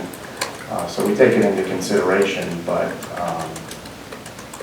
as you know, through the years, we've had plenty of experience with them being wrong, and so we do our own analysis, I guess, at the end of the day. Okay, moving Before you to... go on, Sure. pricing may be opaque. I just want to make sure I Yes. understand this. I looked it up, but I want to know, I want to hear you. Yeah, so again, the bonds are just, outside of treasuries, most bonds, we don't have daily pricing. There is a system out there called Trace, so it's, the FINRA collects all the pricing and brokers are required to report it. And so we can see when a bond has traded, kind of what levels they traded at. But again, some bonds may not trade very frequently, so it may be weeks or even months between trades. So there might not be any information out there. So a lot of times we're looking at comparative bonds, or we're looking at, JP Morgan, for instance, has hundreds of bonds out there. So maybe, the 5-year JP Morgan bond that I have hasn't traded, but maybe some other JP Morgan bond has that's a relatively similar maturity with a similar structure. We would look at that as a comparison, and we can kind of try to triangulate that, but that's not the same as looking at an equity on an exchange where the price is the price, basically.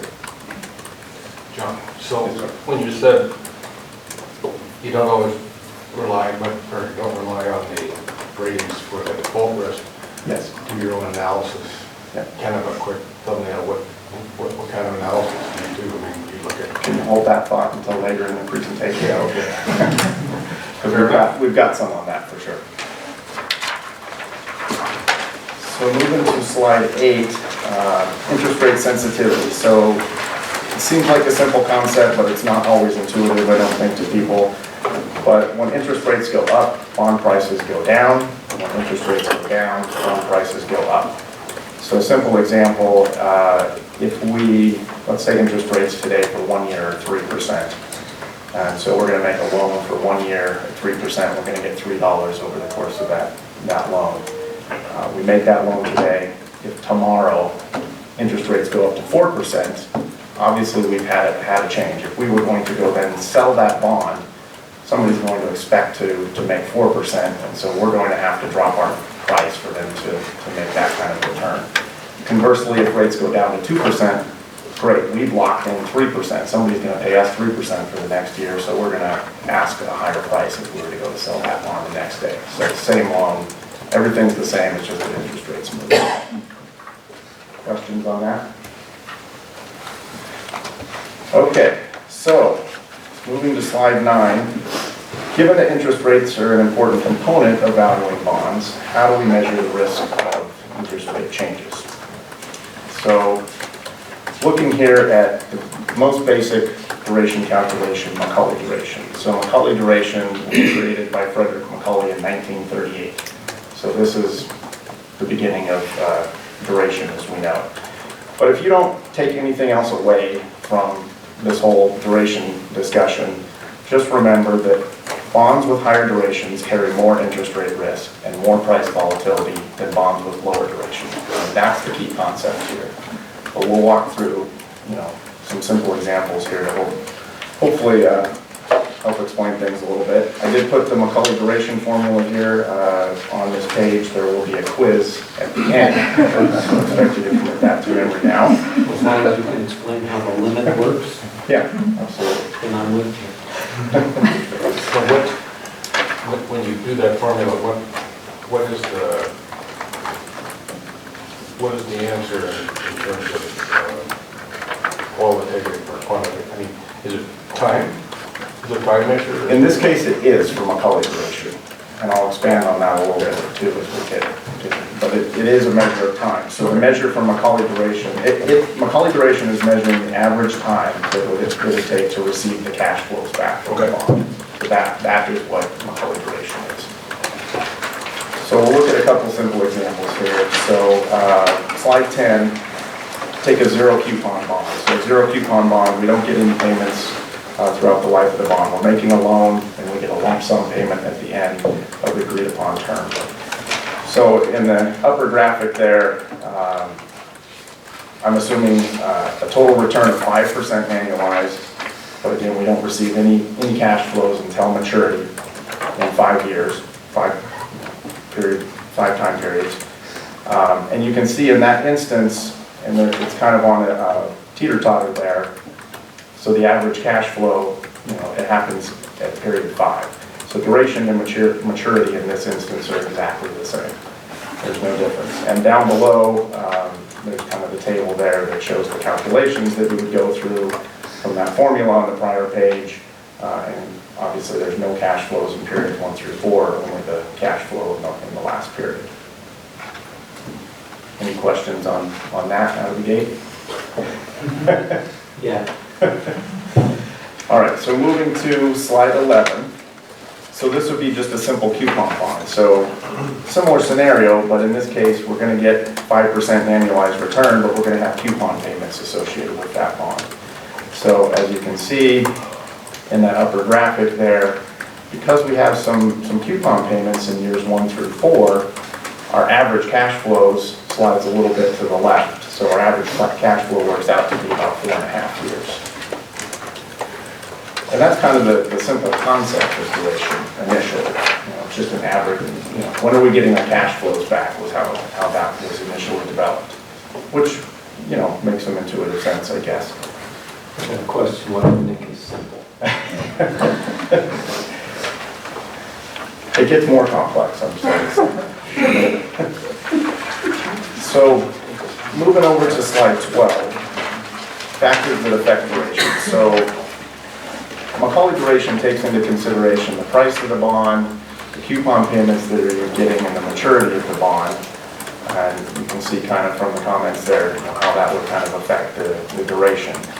A lot of people do think of duration as, I have a long maturity and therefore I have a long duration, and that's generally true with kind of the bullet type bond. But Macaulay duration doesn't take into consideration a lot of other factors, or it's kind of overly simplistic, I guess, versus how the market actually is. So it assumes that the yield curve is completely flat, that our yield is 5% in our example before. It's always 5%. And so whenever we get a coupon payment back, we're always investing it at 5%. So that's not really a realistic expectation. It thinks the duration, the calculation assumes the duration remains constant in that calculation, and it assumes that the cash flows don't ever change. So there's no optionality, there's no opportunity for someone to call them on early, in other words, pay us back early,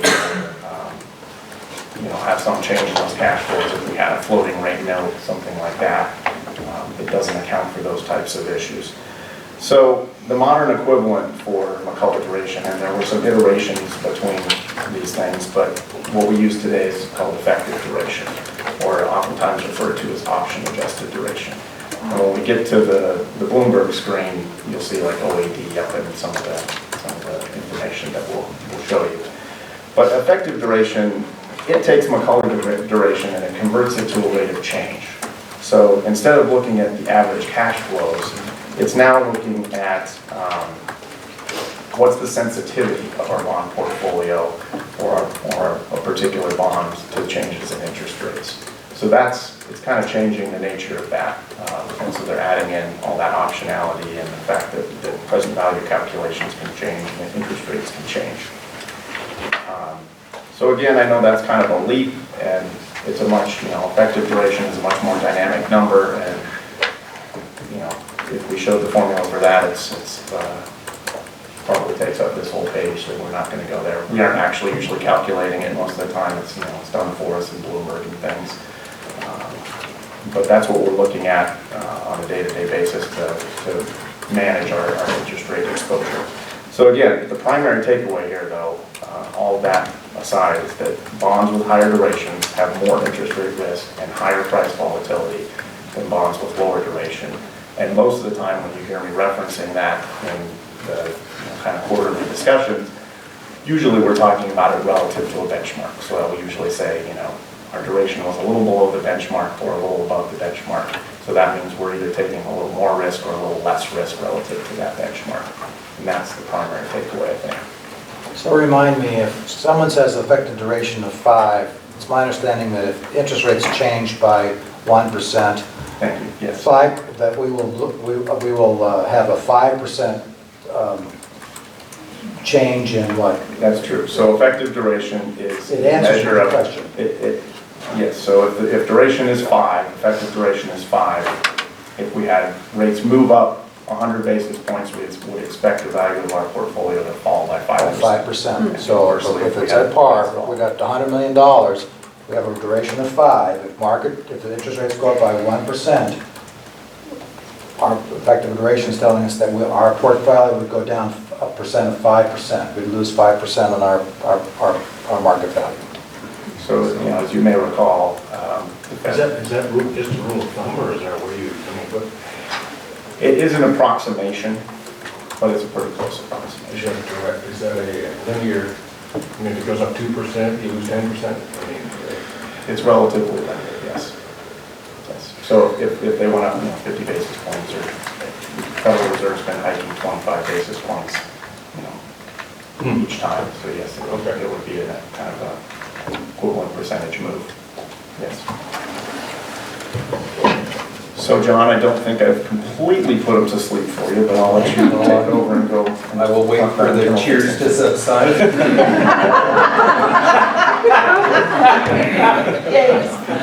I'll wait to hear what you have to say before we just wanted to give you on slide 13, just wanted to give you a flavor for what we manage in fixed income internally. So at the end of the first quarter, we were close to $9 billion in internally managed funds. The pensions, about 26% of that was for the pensions. Maybe a little more than that once we figure in STIP in the pensions as well. But the point being is the majority of what we manage is for clients other than the pension funds. Biggest piece being the short-term investment portfolio and the trust fund bond portfolio. I should say pool, short-term investment pool.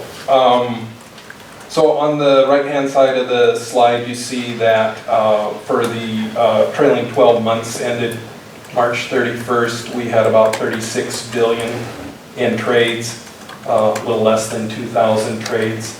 The large majority of that is in STIP, but there were still better than 500 trades outside of STIP for bonds. So, if you think about that, that's probably about two or a little more than 2 trades a day in long-term bonds. So, still a significant effort to do the internal management. So before we turn, I just want to connect, because we were authorized this morning.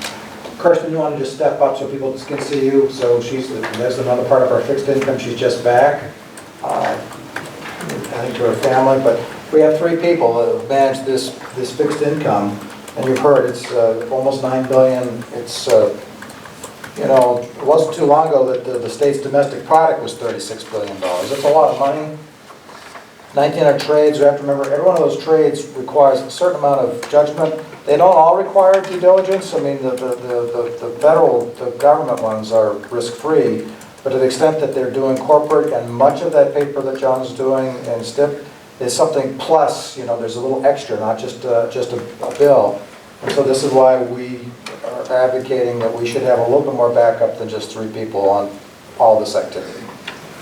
I'm glad David stopped me at that point, because I just did want to point out that accounting has to process every one of those trades, and we really rely on them and are very happy with how much they help there. Going on to slide 14. Just really fast question, that 24.7 of lawn treasuries at the bottom, is that our allocation to our new asset class? Yes, it is. Thanks. Going on to slide 14, the objectives of fixed income. So one objective of fixed income is total return. Total return is the income, the coupon that we get from a particular bond plus its change in market value. John discussed how changes in interest rate affect the market value. So the total return is the sum of those. Another objective is diversification. Fixed income does not have exactly the same risk profile as, for instance, equities.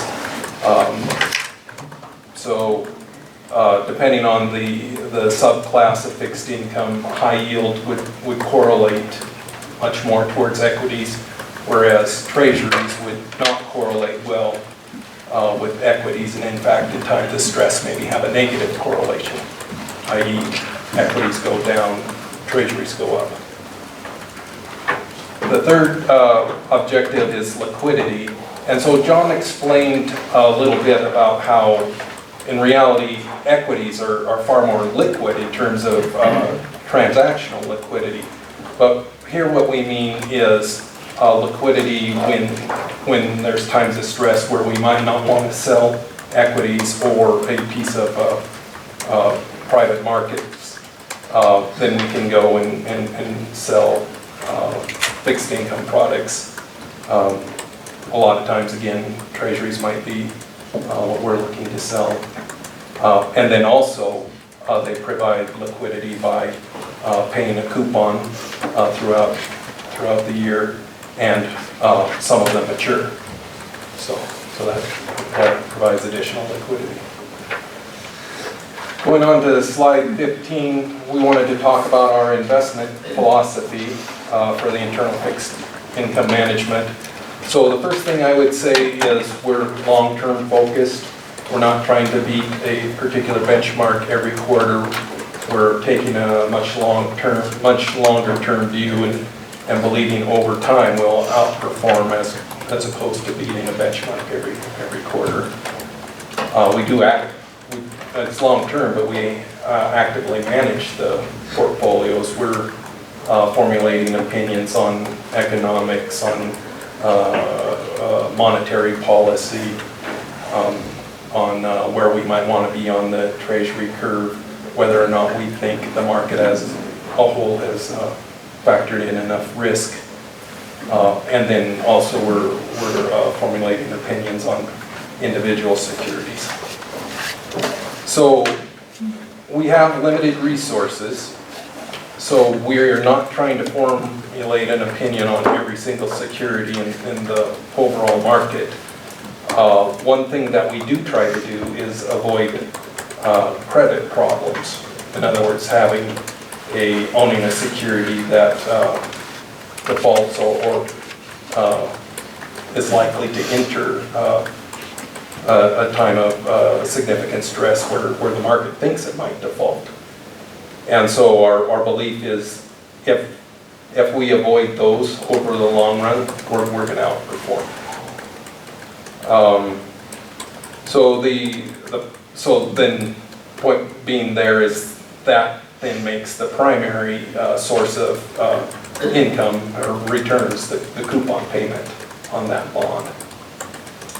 And finally, we would like to minimize trading costs. And so we're not trying to continually swap one bond for another, hoping for some small advantage. And the reason for that is it costs money to trade. Bonds are traded, John mentioned, as a negotiated transaction. And so there's what we call the bid-ask spread. In other words, a broker is willing to pay one thing to buy your bond, but another amount to sell that same bond to you. And so the difference between that is the bid-ask spread. Well, I've been out of it so long. What's a spread on a corporate for 10 years? Is it still an eighth, or is it much smaller these days? Well, it's thinner than that probably, David. But compared to what we buy equities, it's an order of magnitude larger, isn't it? Yes, it's significantly larger. And John had mentioned the FINRA trace, and that's helped shrink that bid-ask spread dramatically. And so has some electronic trading things, but it's still significant. Going on to slide 16, we wanted to talk a little bit about our management process. So when we first have a client come to us, we're going to talk to the client, develop the client's objectives and constraints for that account. Then we're going to choose an appropriate benchmark and define the investment guidelines for a particular client. After that, we're going to construct the portfolio, determine, for instance, what's the most appropriate duration. Often at that point, we're again saying relative to a particular benchmark. Then on a daily basis and continually, we're monitoring all the clients' portfolios, making sure that we've got the liquidity, the cash flow profile that client needs. And so one thing we would also say is all members of the team participate. And while, that's kind of obvious that a member of a team participates, kind of what we mean there is both, I should say all of us, John, Kirsten, and I will opine on a particular security, and we will execute the trade of that particular security. So it's kind of, it brings home, it creates an immediacy of the feedback of making an opinion, so you don't just get to say, oh, I think this is a good security, and now it's somebody else's problem. You say, I think it's a good security, now I'm going to go buy it and hope it outperforms. Because if it doesn't, you won't hear about it. Both sides of that coin. Both sides of that coin, right? So the joke is, if you buy a security and it outperforms, then we say, well, I told you to buy more. And if it underperforms, I begged you not to do it. So we're continually looking for ways to make that process more efficient. Some of the ways that we've done that in the past few years is we've gone exclusively to electronic trading for treasury securities, and the vast majority of stiff trades are done electronically, and that just saves us quite a bit of time. We'll show a little bit later the process that we're using for credit research that's streamlined that process quite a bit, and then Bloomberg in the past 18 months has really helped a lot with some improvements in screens that they have that can save us a lot of time, and we'll show you some of those in a moment. I know you pay a lot for Bloomberg, but apparently you think it's well worth it. It is, Jack, and to the extent that we would say, well, we don't know what we would do without it. Especially in the bond market, kind of a standard system that you would use at least to communicate with the brokers and things. And then we use it kind of as a more integrated trading system and things as well. We'll go through some of that. So, you know, I would bet that of an 8-hour day, 5-6 hours is spent staring at Bloomberg. You tell everybody that? So, well, we won't tell Bloomberg. I can take or leave it. Anyway. Costs. He says pay this or leave it, right? So, yes, Bloomberg's expensive, but as a whole, costs, we don't feel that the costs are particularly high for the internal management. So we're looking at the last CEM study said about 2.4 bips or 0.0024% cost per assets under management. To give you a little bit of flavor for that, the iShares investment grade corporate bond ETF charges 15 basis points. The Spider Bloomberg Barclays Ag ETF 4 basis points. One thing that I would point out there is even with those charges, those benchmarks, those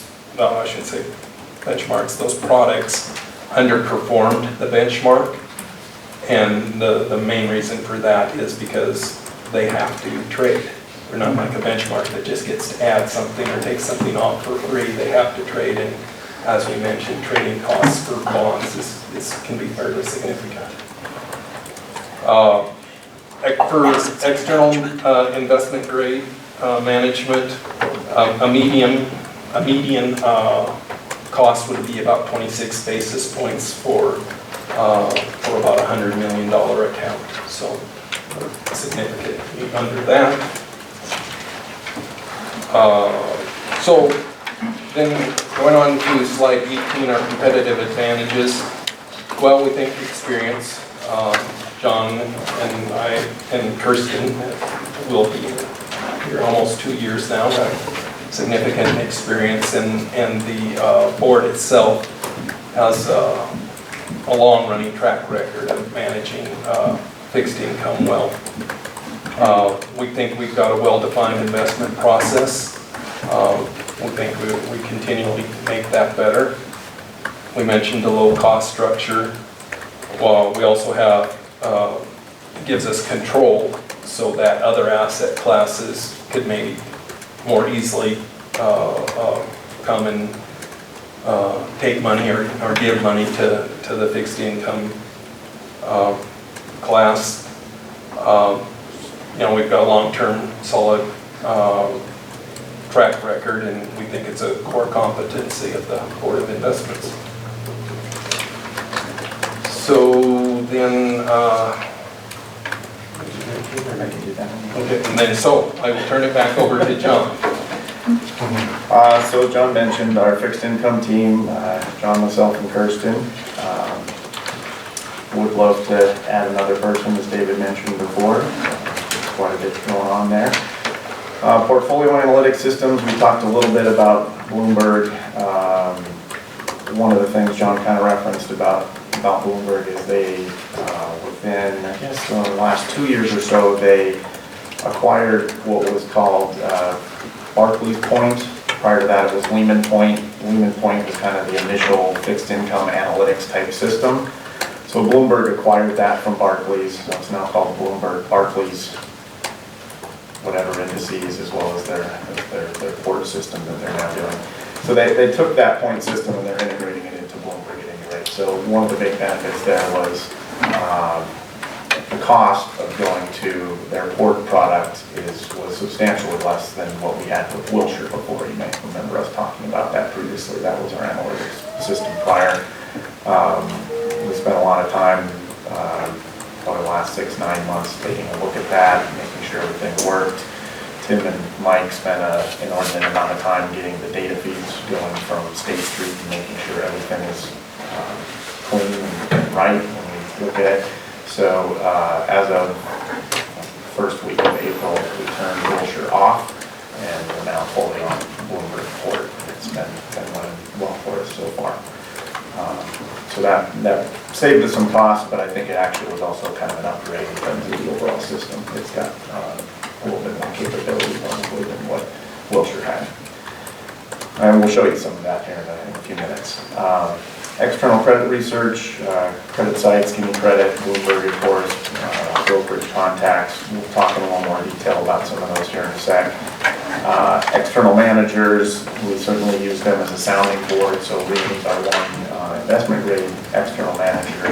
We always sit in on those meetings and kind of get their views on what they think the market's doing, and other high yield managers and things too will sit in there because they're talking, it's high yield, but we're still talking about bonds, and so they may have some insights broadly into the sector, etc.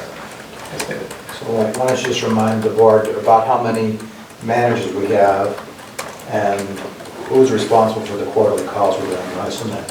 So Randy's team, public markets team is So why responsible don't for you the just external explain managers. a little context about that just briefly? How many managers and who's? So there's one core investment grade managers, and at this point we have 4 high yield managers. That's the only other external fixed We have 5 fixed income external managers. Yes. And Randy, start to briefly explain our diligence on them, please. In what aspect, David? Well, how often do you talk to them? Well, we talk to them, we do regular quarterly reviews. And who's the we? I mean, you and your staff. My staff, the public markets group, the fixed income group joins us when they feel appropriate. But we also talk to our external managers on an ad hoc basis on whatever comes up during the quarter as well. Any questions from any? There's risk management component, there's operations component, that's just the investment side, and you have the whole accounting side. So this is kind of the tip here, but there's a lot going on, particularly on this, because we do a lot of self-directed trades here. So there's an awful lot of people that are involved to get this done. Of course, then you've got the custodial bank as well. So there's a lot of moving parts to actually buy and sell a fixed income at board investments. Let's see, so moving to slide 20, our credit research, just a few more comments here. So credit sites is probably the big one. So they're an external research organization. They're basically, it's a big group of analysts covering companies and sectors. They've got a little shy of 100 analysts on staff. They cover not quite 3,000 different companies. And so we use them probably the most extensively to kind of provide the background research for both the sector and the companies. They do a great job. They do make recommendations to us as to what they consider, good relative value one way or the other. We don't always follow that. They're, I would say, probably a little more aggressive typically than we would care to be in some areas. So for instance, they may really like, say, a BBB minus credit because they think that, it's going to be fine and it's going to pay at the end of the day. And they may be right, but it just might not be an appropriate level of risk for what we want to do on our portfolios. So we don't necessarily track what, exactly what they're recommending, but we certainly pay attention to it. Give Me Credit is somewhat similar, but a smaller organization. They've got about 12 analysts that cover a couple hundred companies. Yes, sir? What's a tear sheet?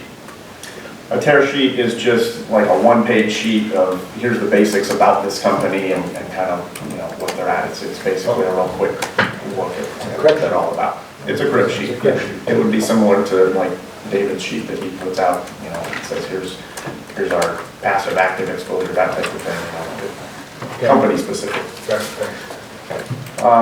So Give Me Credit, a little smaller, a couple hundred companies that they cover, but they're a little more targeted in the investment grade space. So there's a lot of overlap with the names that we have there, and so we like to see what they have to say about things as well.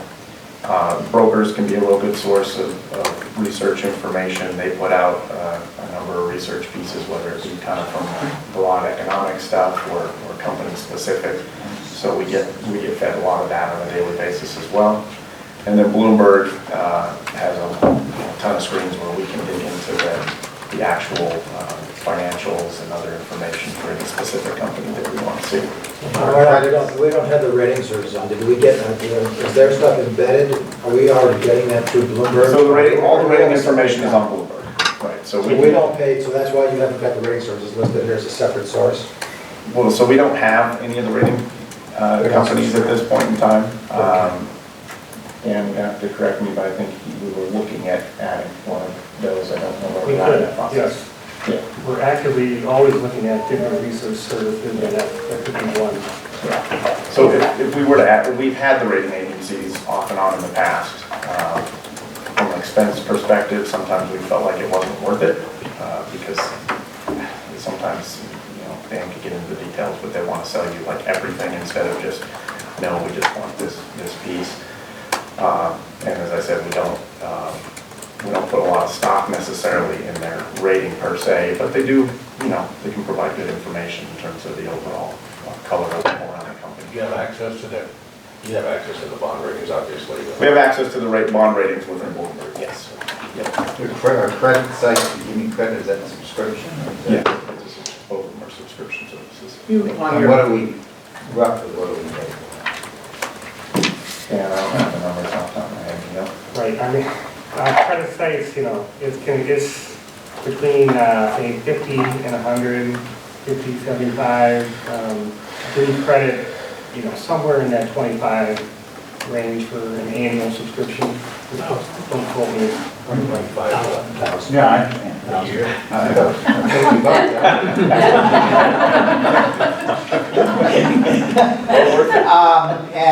And are they worth it? They are worth it. I think they're a huge multiplier. There's no way that we could, especially capture a lot of the sector and industry information that those guys do. They do a great job of, as an example, I guess, say the banking sector, we've had huge regulatory changes there. So they put out, great pieces about, okay, here's all the regulatory issues that are coming down the pipe. Here's what Congress is thinking about. Here's how we think it's going to impact things. We could do all of that, but time-wise, we don't have the staff, so it's much easier to have them do that for us and just read what they put together. On brokers, how many do you use, and do you have like your 3 favorites, or how is that? So, off the top of my head, I would say we probably have, I don't know, roughly 15, give or take. I don't have any favorites because it's all about what's the price, So whenever we can, and this is most of the time, we're going to put them in competition with one another. Part of as John was mentioning, the electronic trading with treasuries, and we'll show that in a minute, we can put 5 brokers in competition and it happens in seconds. Now that's with treasuries. We're doing corporates.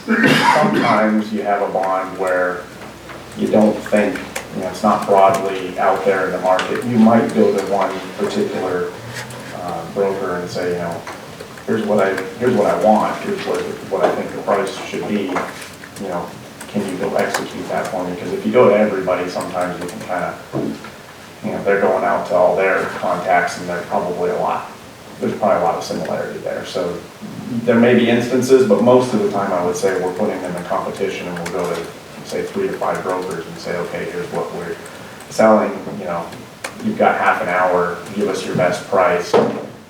They may all come back, and not infrequent, they all come back and say, okay, y'all give us your best price, we still don't like it, and we're not gonna do it. So it's not a real personal relationship like it used to be? I mean, it's much less. Much less so. But,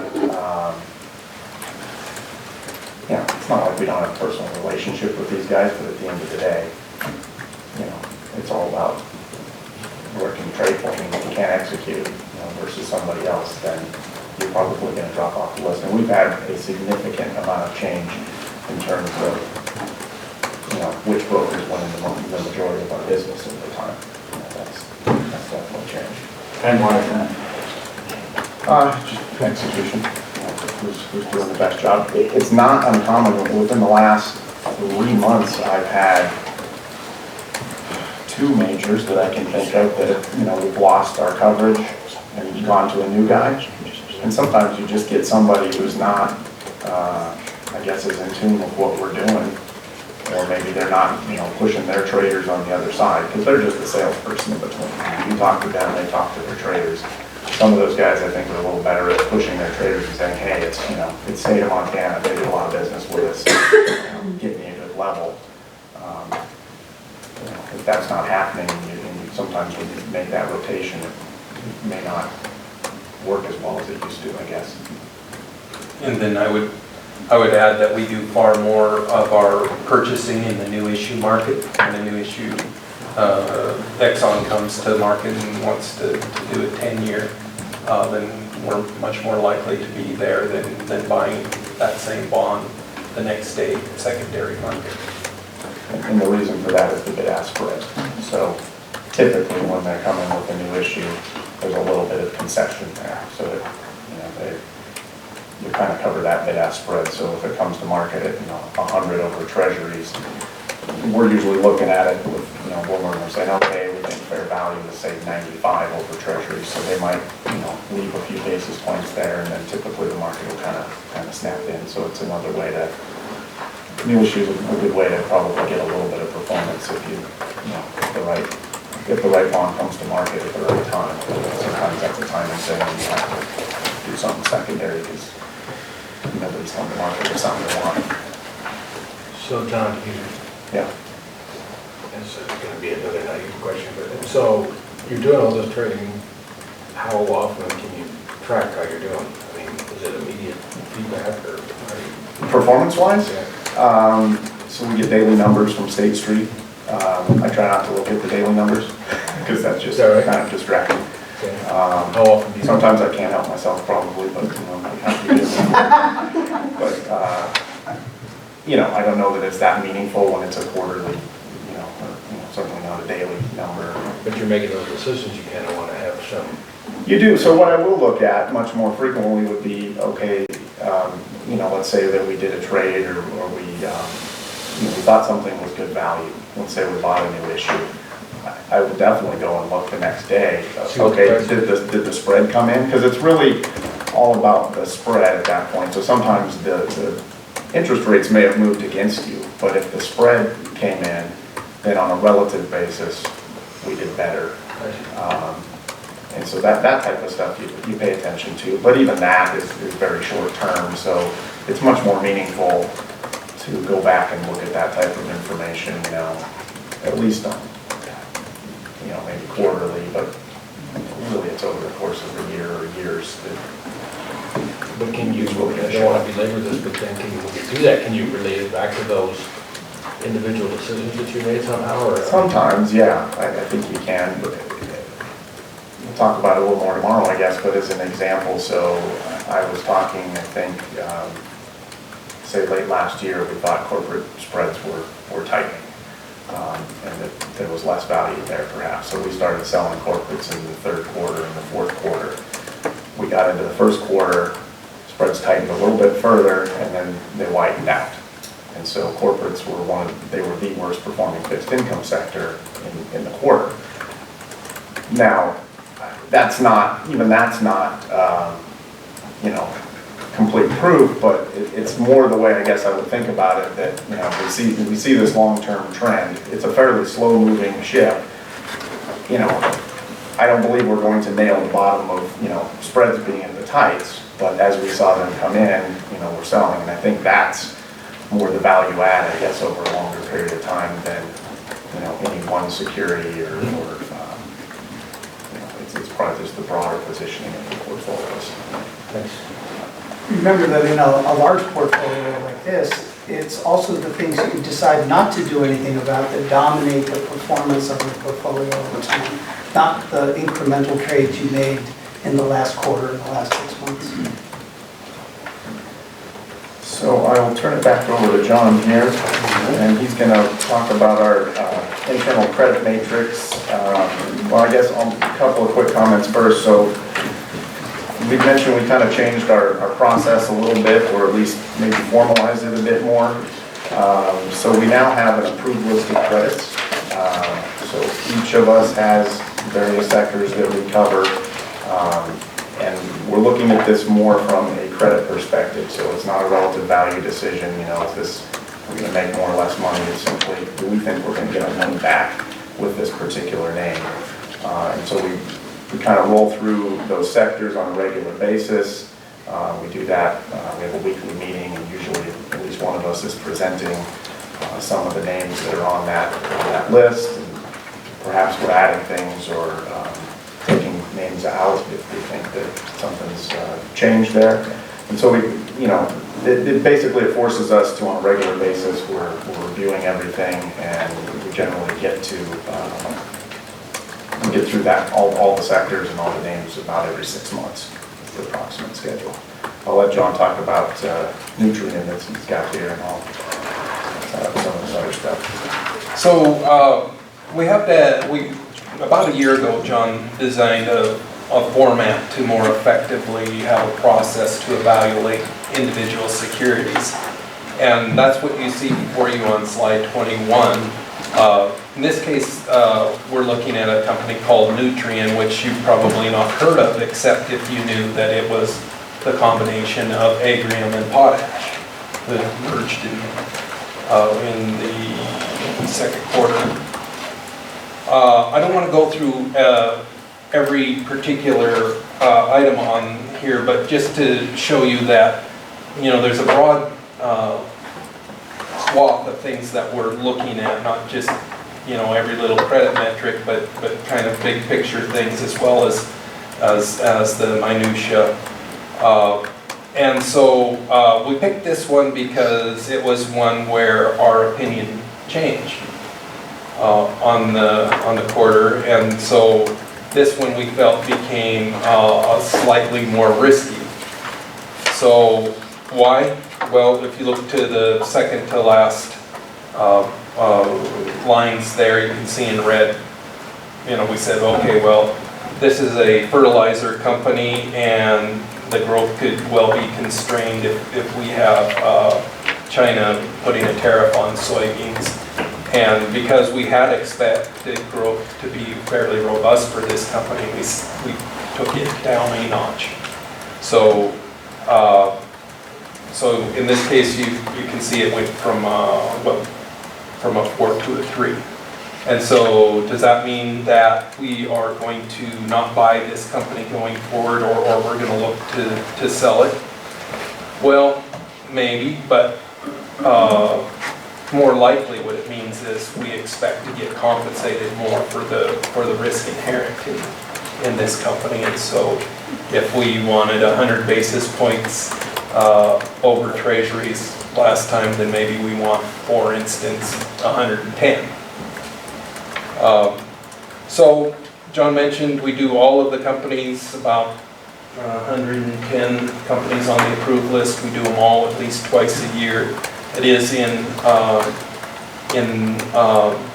weekly meeting. It's kind of a stand and deliver, defend your thesis to the rest of the members, or whoever wants to show up for that matter. But you know, that can be a fairly, you get some fairly penetrating questions, and we expect as analysts to be able to defend our positions. John is going to show you, actually, I'm going to put the lights off here real quick. So John's going to show us some of the screens that we're going to look at to help us develop that credit metrics. And so the first screen that we're going to look at is a Bloomberg screen called the FA screen, which stands for financial analysis. And so we're looking at here, maybe John, if you would just click on the income statement tab there.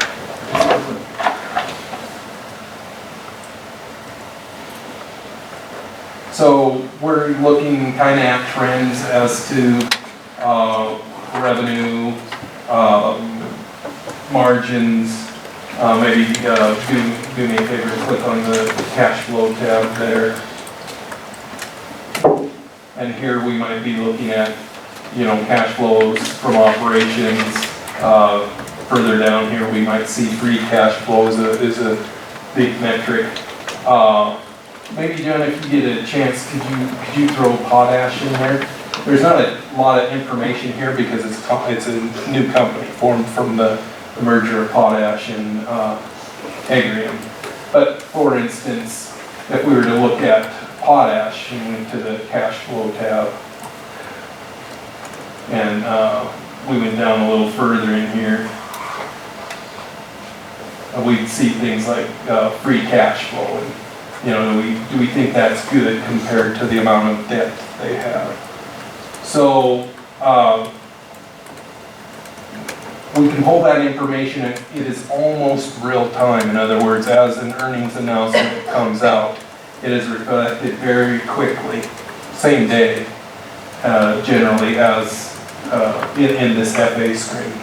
So we can analyze it fairly quickly as anybody else on the street. And you know, we kind of think that your competent analyst is going to generate the same opinion generally about at least the credit metrics of a company. And so we're able to do that quickly. So for instance, we like the company. So now what? How do we express an opinion? Well, we would either, if we like the company, we would look to buy the bonds. And John's going to show us the fixed income worksheet here. And this will take just a second to load. But what this sheet shows us is if we like a company, well, there's lots of bonds. The company issues lots of bonds. So which bond should we buy? So John's showing us what we term the G spread, which is the spread over governments, or the additional income that we want to be compensated for the risk over and above a government bond. So we can look at these and say we see a line here, and so what we would like to think of that line as is that is the average risk for those bonds across, in this case, a maturity. So we might look at that bond and say, well, that bond is below the line. Well, why is that? Well, it's probably because in this case we're looking at a company called Air Liquid, and it's higher rated, and so there's just inherently less risk. But if we looked at, say, this bond, then we would say, well, that bond's well above the line. Is there any particular reason for it? You know, we might look and say, well, no, it's rated the same. It's not a particularly small bond. In other words, it has enough outstanding. And so we might say, well, that's an attractive bond, and we'll go see if we could buy it, and we'd have to go to the brokerage community and try and buy it. Or a lot of times what we would say is, okay, a new issue comes to market. Well, we know that if a 10-year came, then we'd want to be about here. That's what the market said the value of a 10-year bond should be for a particular company. And so if it comes below, we probably would not buy it. If it comes above, then maybe we would buy it. What's the line again? So a line is an extrapolation or an interpolation. Interpolation of this risk, the spread from treasuries of a particular set of bonds, and in this case, that particular set of bonds is Agrium, Air Liquid, Airgas, Nutrien, and Potash. The approved basic industry bonds.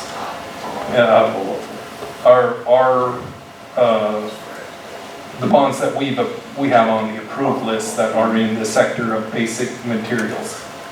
So why would you always be buying that one pink one that's way above the line. No, yeah. Okay, so, a couple of reasons for this.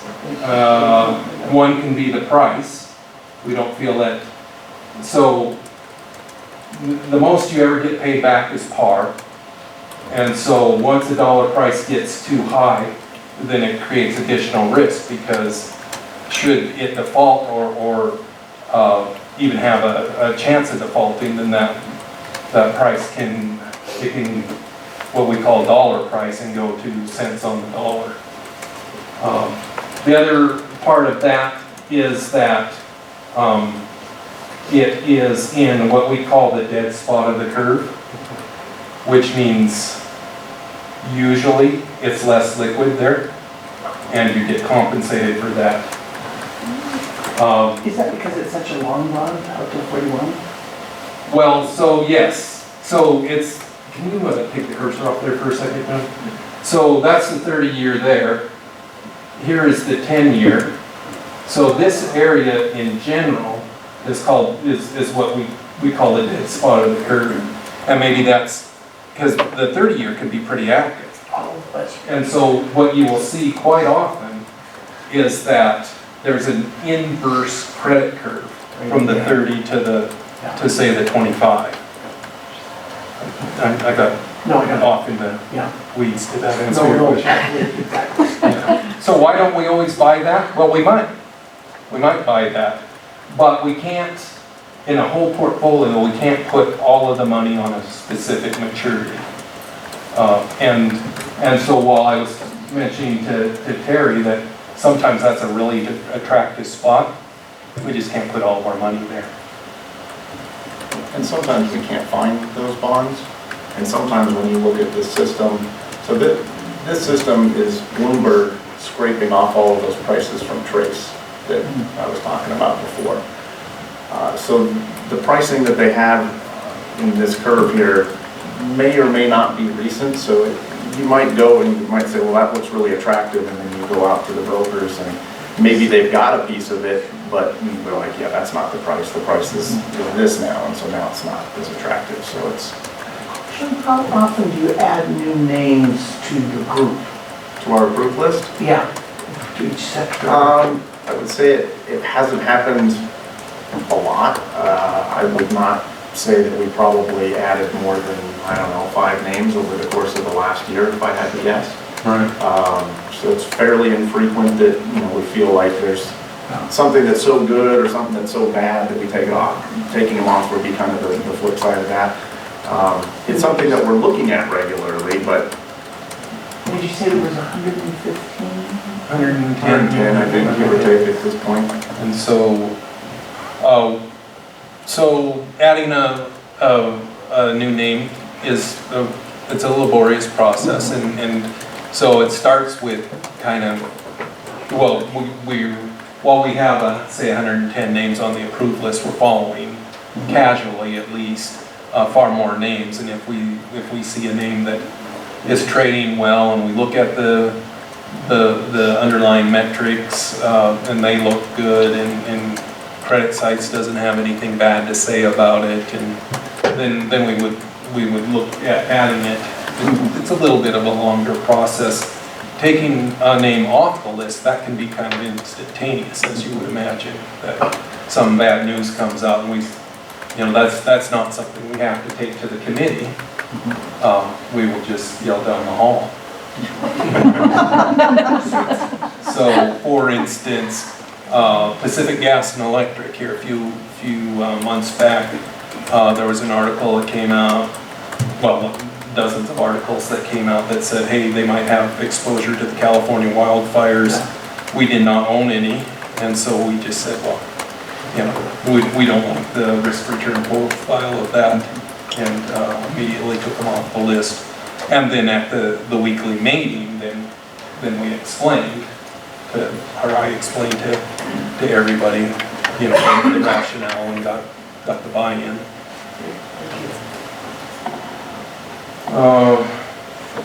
Is the 110 And is that a number that's managed, are we at 110 because that's what's manageable, or are we at 110 Yes. because that's? We're at 110 because that's manageable. Okay. That's a lot of why we went through this whole process, was because, you know, in the past, I think we just kind of covered the waterfront, and sometimes, you know, okay, there's a new issue today, well, what do you think, you know, in the morning, first thing? Okay, it's kind of more of a fire drill, you know, in a lot of ways.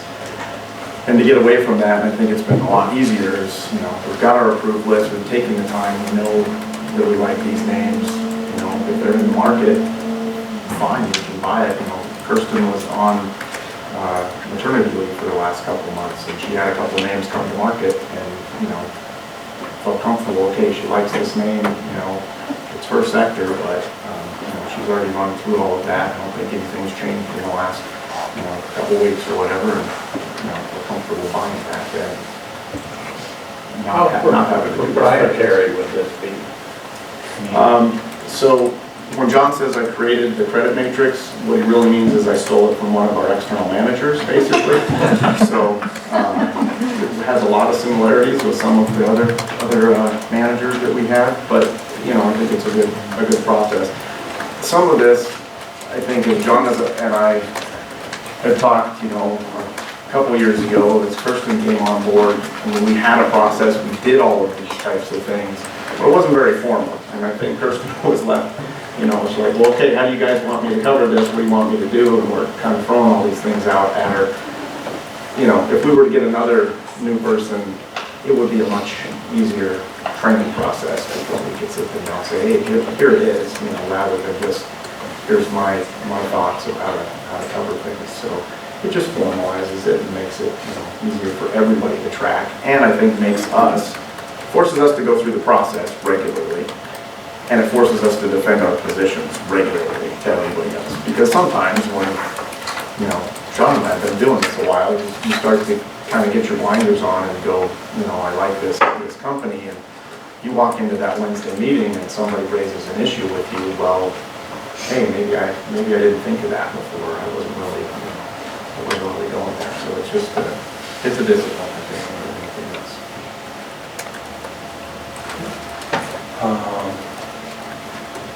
Maybe you want the separate comment? Sure.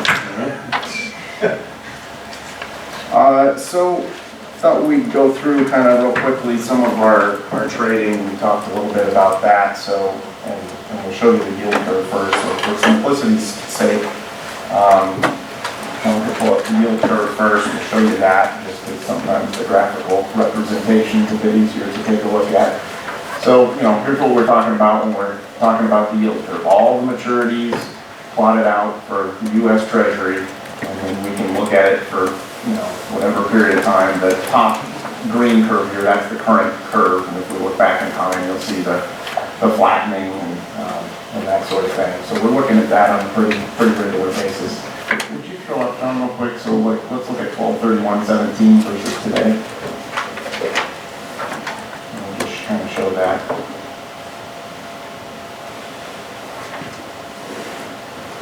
You can see, you know, we had a real flattening. The 30 hasn't moved all that much over that time frame, whereas the, you know, 3 years been the biggest mover, kind of the front end, as you would expect, as the Fed has raised rates. So some of the other treasuries have hung in there a little bit better. So if we were looking at this, and we'll just say we were going to go out to our treasury portfolio and we needed to buy something, we might take a look here and say, well, we're not picking up, you know, we're not picking up much yield going from 30 to 10. We're not picking up a whole heck of a lot going from 10 to 7. You know, as we start to get from 7 on in, it starts to steepen a little bit. So we're, you know, you've heard us talk about rolling down the curve.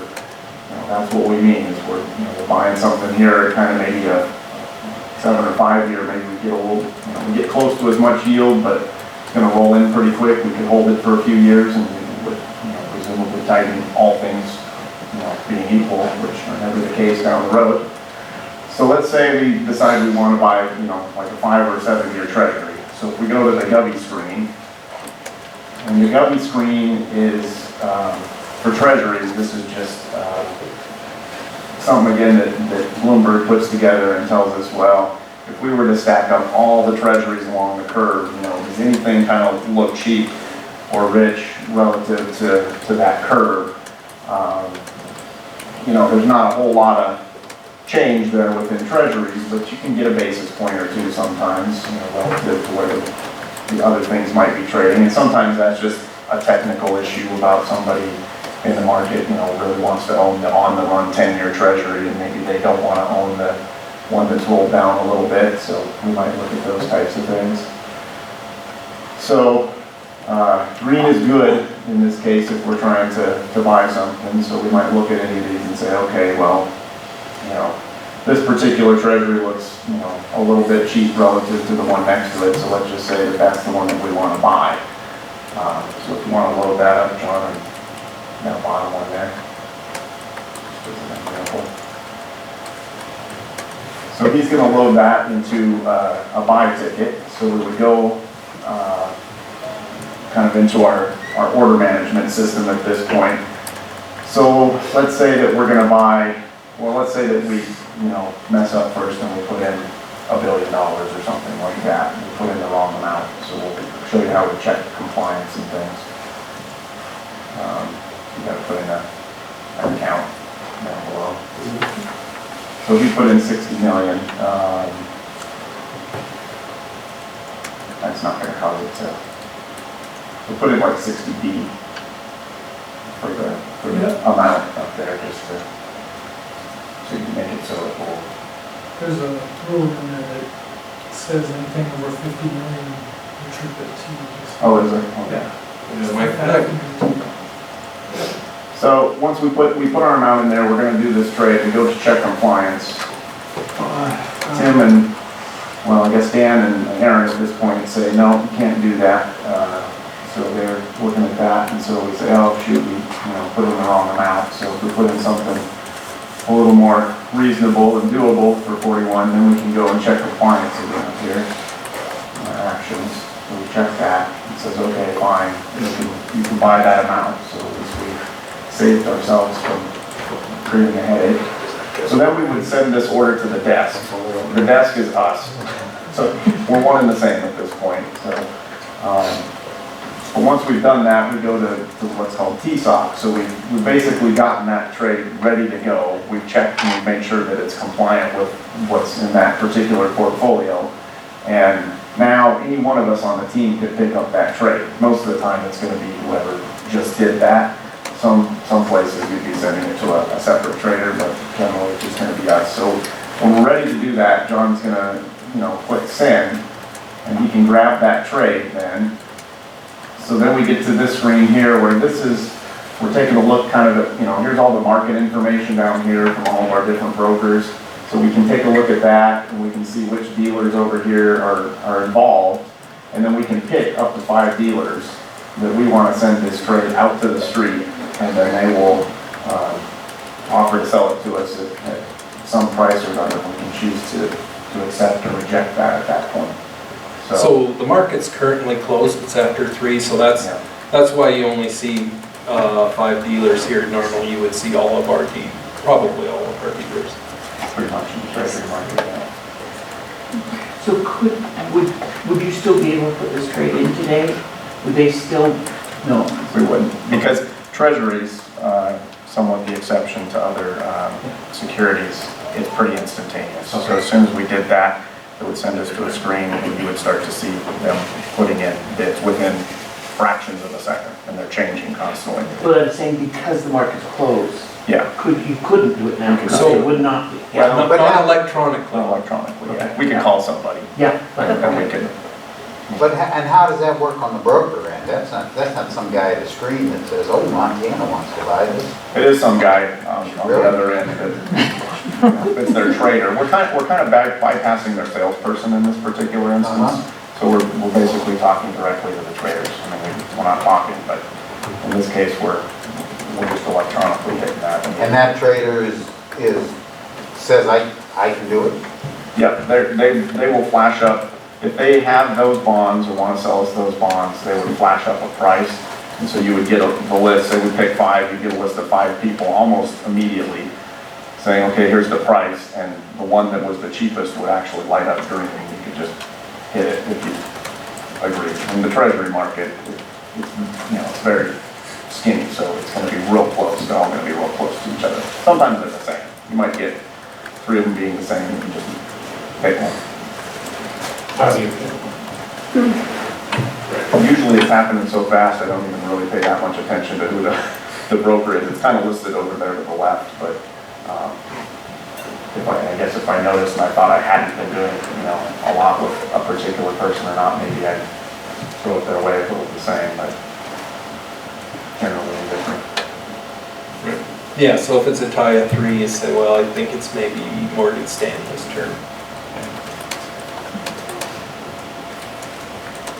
So as a board member, how do we make sure you're doing this all right? You know what I'm gonna do? I'm gonna check the chart packs. The nice part about this, Jack, actually, is as we've kind of moved towards more of this trading platform, there are a lot of audit checks throughout here. So you can actually go back, particularly with, say, treasuries, and you can look and you can actually see that we accepted the lowest price. And that we didn't, just give it to somebody else because we liked them or something. That we actually hit the price that was the best. Yeah. So it goes through that whole tracking. This is everything that happened with this particular trade today. And so it would show every price offered and which one you accepted. It better be the best price. And who looks at that? Well, I don't know that that we have a formalized process for doing that.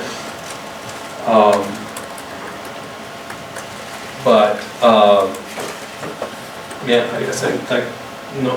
The technology, that they're talking about has really evolved pretty quickly in terms of our use, electronic trading over the last few months. So as we move forward, some of these things won't be reviewed daily, but it will be something that, depending upon the particular item, whether risk management or investment operations, will be reviewing on a regular basis, but not every day. We have the safeguards into the daily. Does it agree with the compliance of the policy statements? And so that the trade's not going to be done if that doesn't happen. But these other things in terms of, did you select the lowest price if we're buying, and are you favoring one broker over another? We don't want to look every day. We want to see is there a trend and look over a period of time. Yeah, well, who does that?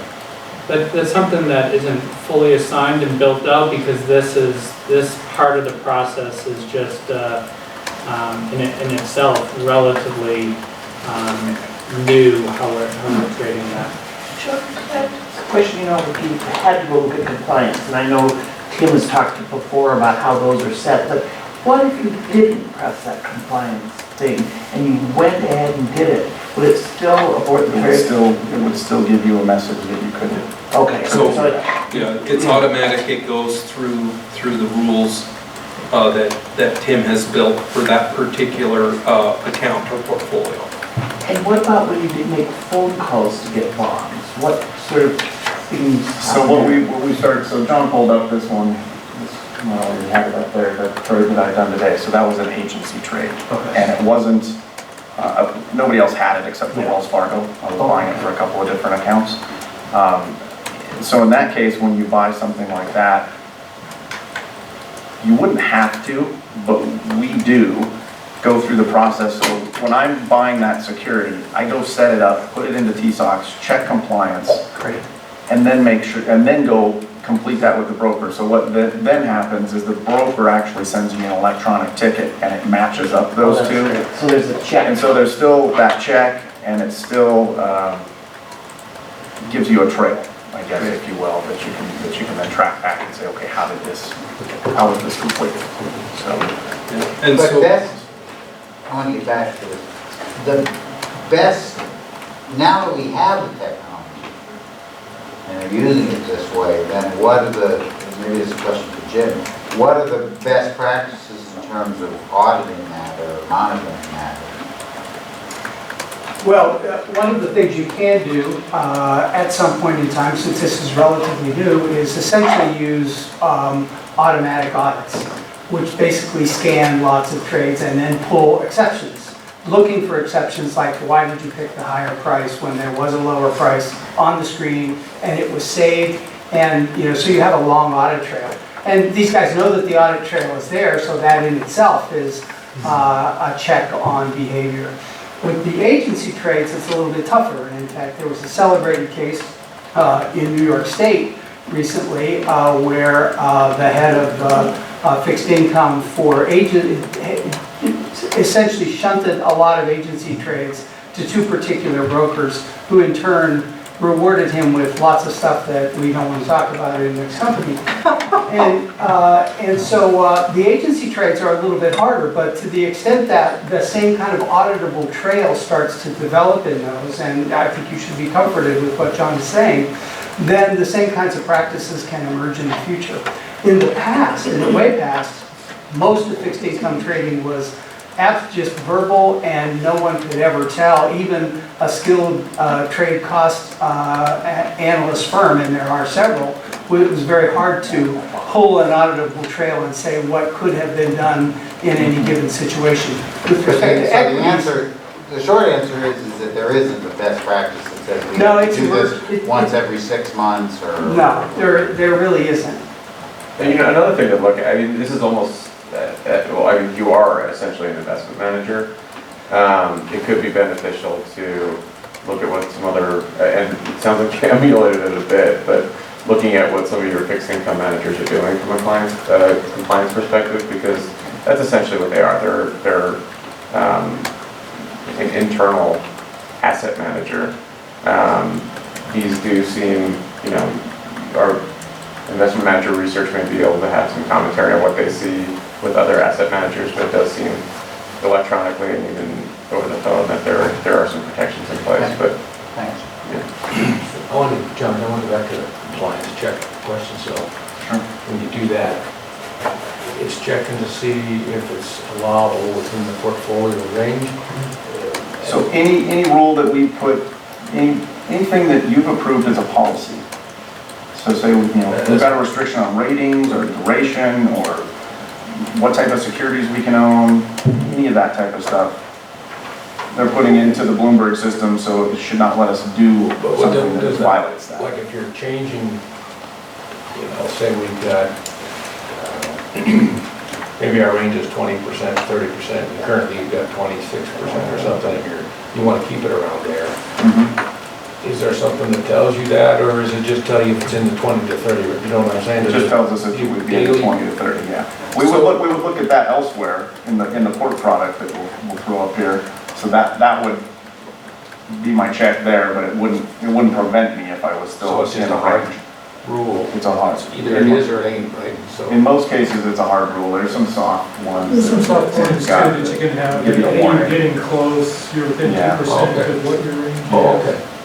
So, but Tim puts together a lot of rules. He's got a lot of guidelines that he's. I don't like to see Tim coming. I don't know what we do if Tim. John, a good idea would be to go to where it says advanced search on the left-hand side there.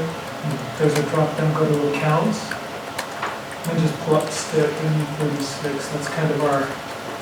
So, thanks, Tim. So, for instance, one of the more common rules is this rule, that we can only have 3%. So we can go to a report and look at the rule status. But I hope this is good, because so we've got a bunch that are getting close. Yeah, so we've got some soft warnings. We've got one that's 2.93%, but not 3%, or not over 3%. But then you can see for every security, every parent company, we've got listed what the current value is. And so it kind of is useful also because you can see the room side there. That's what they're. You can see what? The room right next to value. That's what they have left where they can Oh, buy. room. So if they're looking at something, they can size it how they want it to keep it within. So in other words, if they get back something that says you can't buy whatever it is, it's 2.93 because it's over that, you can then go to this and say how much of it can I buy? Yeah, and as a practical matter, you know, rounding to $1 million, we could do that on the fly, but this is a much better place to do it. And sometimes, you know, if you're looking somewhere else and you can, it's just very easy to miss something. And boy, I'll tell you, that compliance rule really comes in handy when it flashes warning you're over. That's a much better time to find out than after you purchased it. It's sort of more appropriate too. Yeah, right. The worst one is the warning, you cannot sell short. That's the absolute worst warning you want to see. But luckily, now that we've got pre-trade compliance, we don't see that anymore.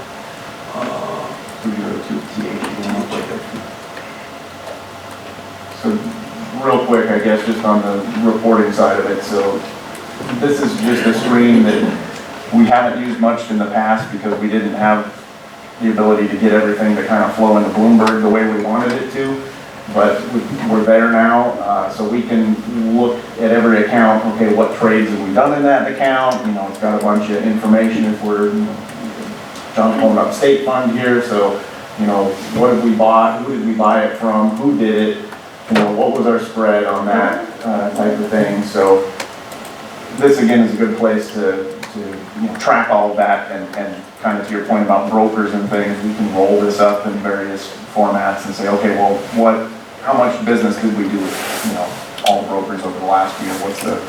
What's the weighting there, that type of stuff. So that's helpful. And we looked at that in the past, but we used to put it into a spreadsheet.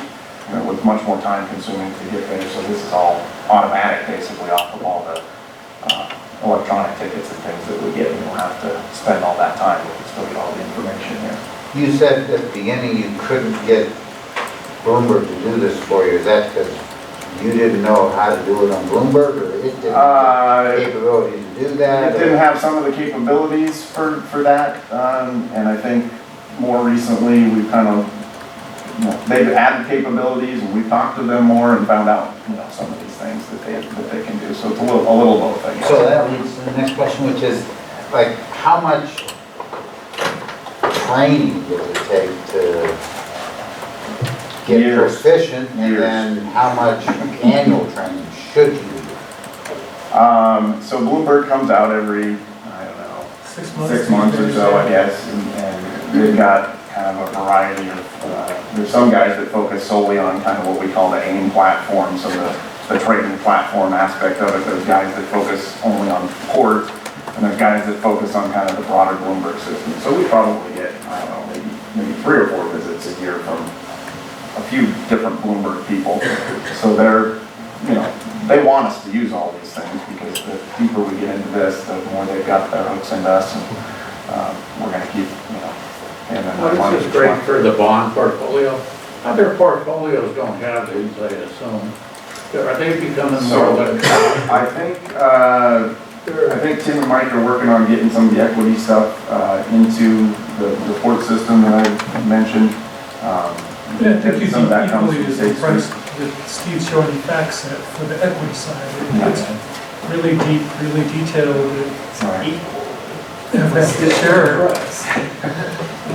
Yeah, we monitor everything in the portfolio that we can see. Can you pull up port now? It should be on there. You didn't. You said Can we go back to the board members' question that you, There it is. Carl, you left off on training and... Yeah, I guess my question is, are you getting enough training, or do you need more? Would it be help if everybody went to a Bloomberg for a week or something like that a year? I think we're getting enough. We do have, you know, there are some Bloomberg training sessions and things, I guess, that we could go to. I haven't felt like we're, you know, in dire need of something like that in particular. They pump a lot of information just daily through to us as well. How about if you got a new hire, would you send them to Bloomberg training? It's a possibility, I guess. You know, Bloomberg is really deep, so there's tons and tons of information here, economic information, fixed income stuff, equity stuff. I don't know how to do all of the things I'm sure that Bloomberg does. So, like, you know, to the extent of like a new hire and things that we've probably, hopefully shown Kirsten, you know, we're focused around, hey, here's the screens you need to know, and they do provide some fixed income specific kind of cheat sheets that say, okay, well, here's the little codes to get to the screens that you're most likely to use. You know, it does take some time to learn all those things, but I think it's manageable. When we first started doing the compliance stuff, I was sent and actually went to a 2-day thing for that. One of the most helpful things, if you ask me nowadays, is having a dedicated guy, like our AIM guy or a report guy, but also any screen that you're in Bloomberg, if you type help or push the help button, then you're in contact with a live person through a chat. Immediately, it's based on whatever screen you're on, so it goes generally to the exact right person, the specialist that has a knowledge with whatever screen you're on. If that doesn't work, then you're talking to them on the phone. They have an actual, it will pop up in your screen where you can see what their screen is doing. So they can actually pull you along with wherever they are to show you where you need to go to.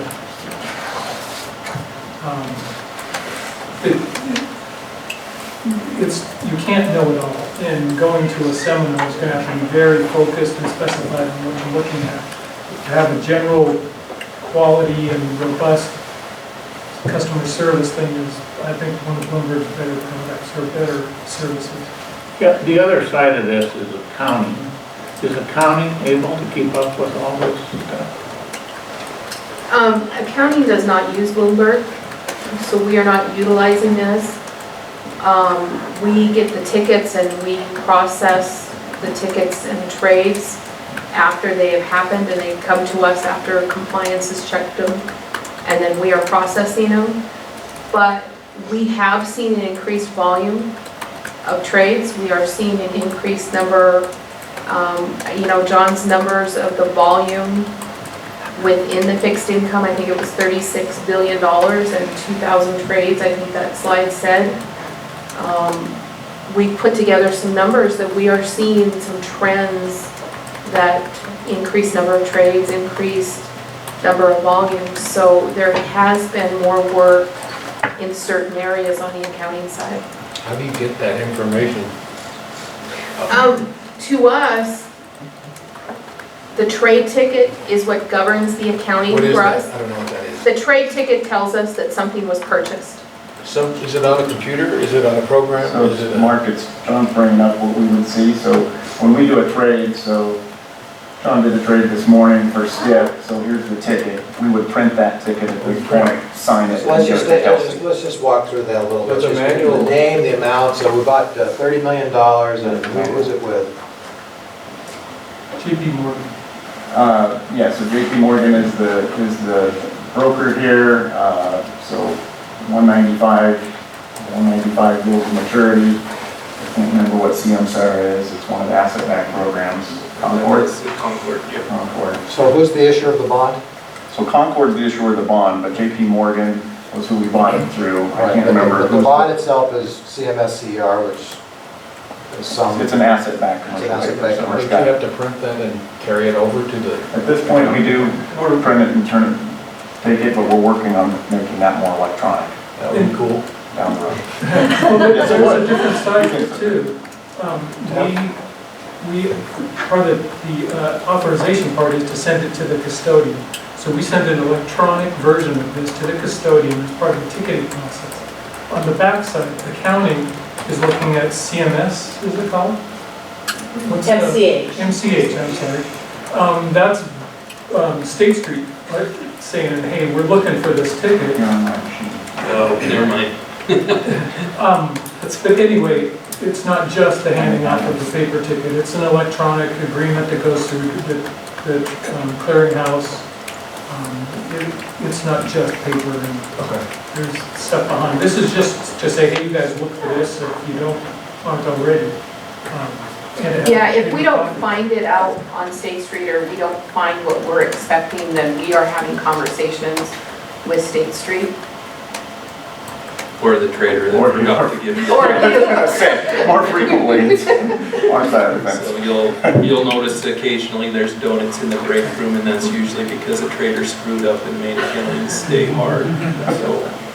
So when you're getting reports of the trades electronically and consistently that you're entering into the accounting? Yeah, we have to enter all of the information essentially into the state accounting system. Where this has a feed into my State Street, which is with our custodial bank, but it does not feed into our state accounting system. And so we have to manually input the things into our state accounting system. And is that a check or is that a glitch? Well, it depends on what, I think there's room for evolution here. We currently don't have a management information systems that seamlessly feed into others. As Julia said, we have two management information systems now. Bloomberg, they do this trade. The dealer sees it. You've got all these screens. It gets to State Street. State Street gets it over to us, and then it comes out onto one of our accountants, and then they need to manually go in and get a general ledger placeholder, and then they got to put the information in, and it gets on the general ledger that day. That's what. Something manually happens. And well, it's pretty manual, right, Julie? It's what I've been dry job shadowing. That's what, Polly. That's what and they're all looking to get general ledger numbers and get. It's kind of like a conveyor belt, and you get a general ledger number, and it's unique, and then you place this activity in it. And then every once in a while, you got to chew all this up. And so this is this workflow that I'm talking about that's far in addition just to the year end. This is the daily push through with huge numbers and activity, and then we've got year end to do. Yeah, and we are verifying information on our state accounting system. We're verifying information on State Street. We also have to record information, not just that we bought this particular security, but if we have participant increases or decreases, we are handling the accounting for the participants also on the state accounting system. And so there's a lot of pieces that have to all match up because the sum of your participants have to equal the sum of your portfolio and my State Street. So we've got really a triangle or a square that we are matching all pieces. How often do you have to stay late to get that done? Right now, we are able to handle a lot of our daily, most days. I think there's some days that we are not handling our daily. It feels like, and maybe Polly can explain it differently, but my impression from the accountants is we are treading water. We're keeping up with a lot of the daily, but we are not having time to do beyond. We're not having time to do much of the analytical. We're not having time to look at maybe changing, tweaking, improving, because we are spending so much time, some days, just keeping it up. Other days, I think we're slower, so. But to go back to what Mark said, you guys. Wait, before you do that, Is that my opinion as Yeah. well? Yeah, I would agree with that. We have very low turnover. Our newest employee has been here 4 years, so we're very lucky, and we have a our accounting team works very efficiently. But right now it's kind of a struggle not to get the day-to-day stuff done. But if anybody's out of the office, everybody's really great about covering each other, but we're just feels like we're at capacity. and does that, at this point, the answer to that is, we talked about another person, but is there And from what I understand, that you can't get the technologies to talk to each other at this point. Or is it something that we haven't invested in, a technology that we haven't invested in that we need to invest in to make it? Oh, I'm not aware of any technology that would make it better. To me, it's a human resource. Okay. I'm sorry, Jim, I interrupted you. No, that's all right. I mean, go back to what Mark said. When you manage money inside the house, you are essentially becoming an asset management company. So an asset management company still has to tie to the asset owners, which is the board, book of record, which is the custody bank. But at the same time, your accounting staff is essentially your asset manager's back office that has to make sure that all your customers, that the accounts have been properly debited or credited or whatever. So in the same way that the asset managers that you have externally have multiple clients, including yourself, and they have a back office that does exactly the same thing. So when you manage money internally, you save a lot of money. But that doesn't mean that you don't essentially expand the scope of activities that you have to take on, because now you're an asset management company as well as an asset owner. So I think one latent question that we should ask you, Jim, question mark, does anybody that you know of in your clientele have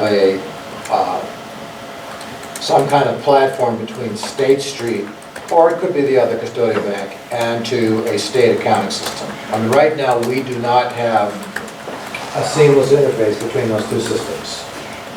The answer is, Jonathan, our partner, would know much more about this, but there are states that do very similar functions as you. So for example, let me use the state of Florida.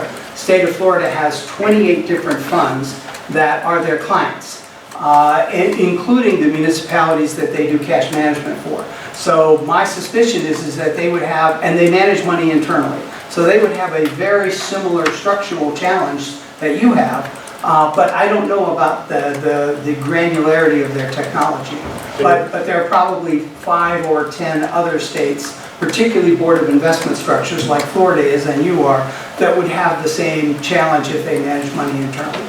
David, I was just going to comment, State Street has the ability to feed data in a lot of different formats. They have GL feeds, they have summary GL feeds, and they also have regular feeds. And I think a lot of times when data is fed, like we get requests from investment managers to feed providers that might be reconciling cash or being an investment book of record.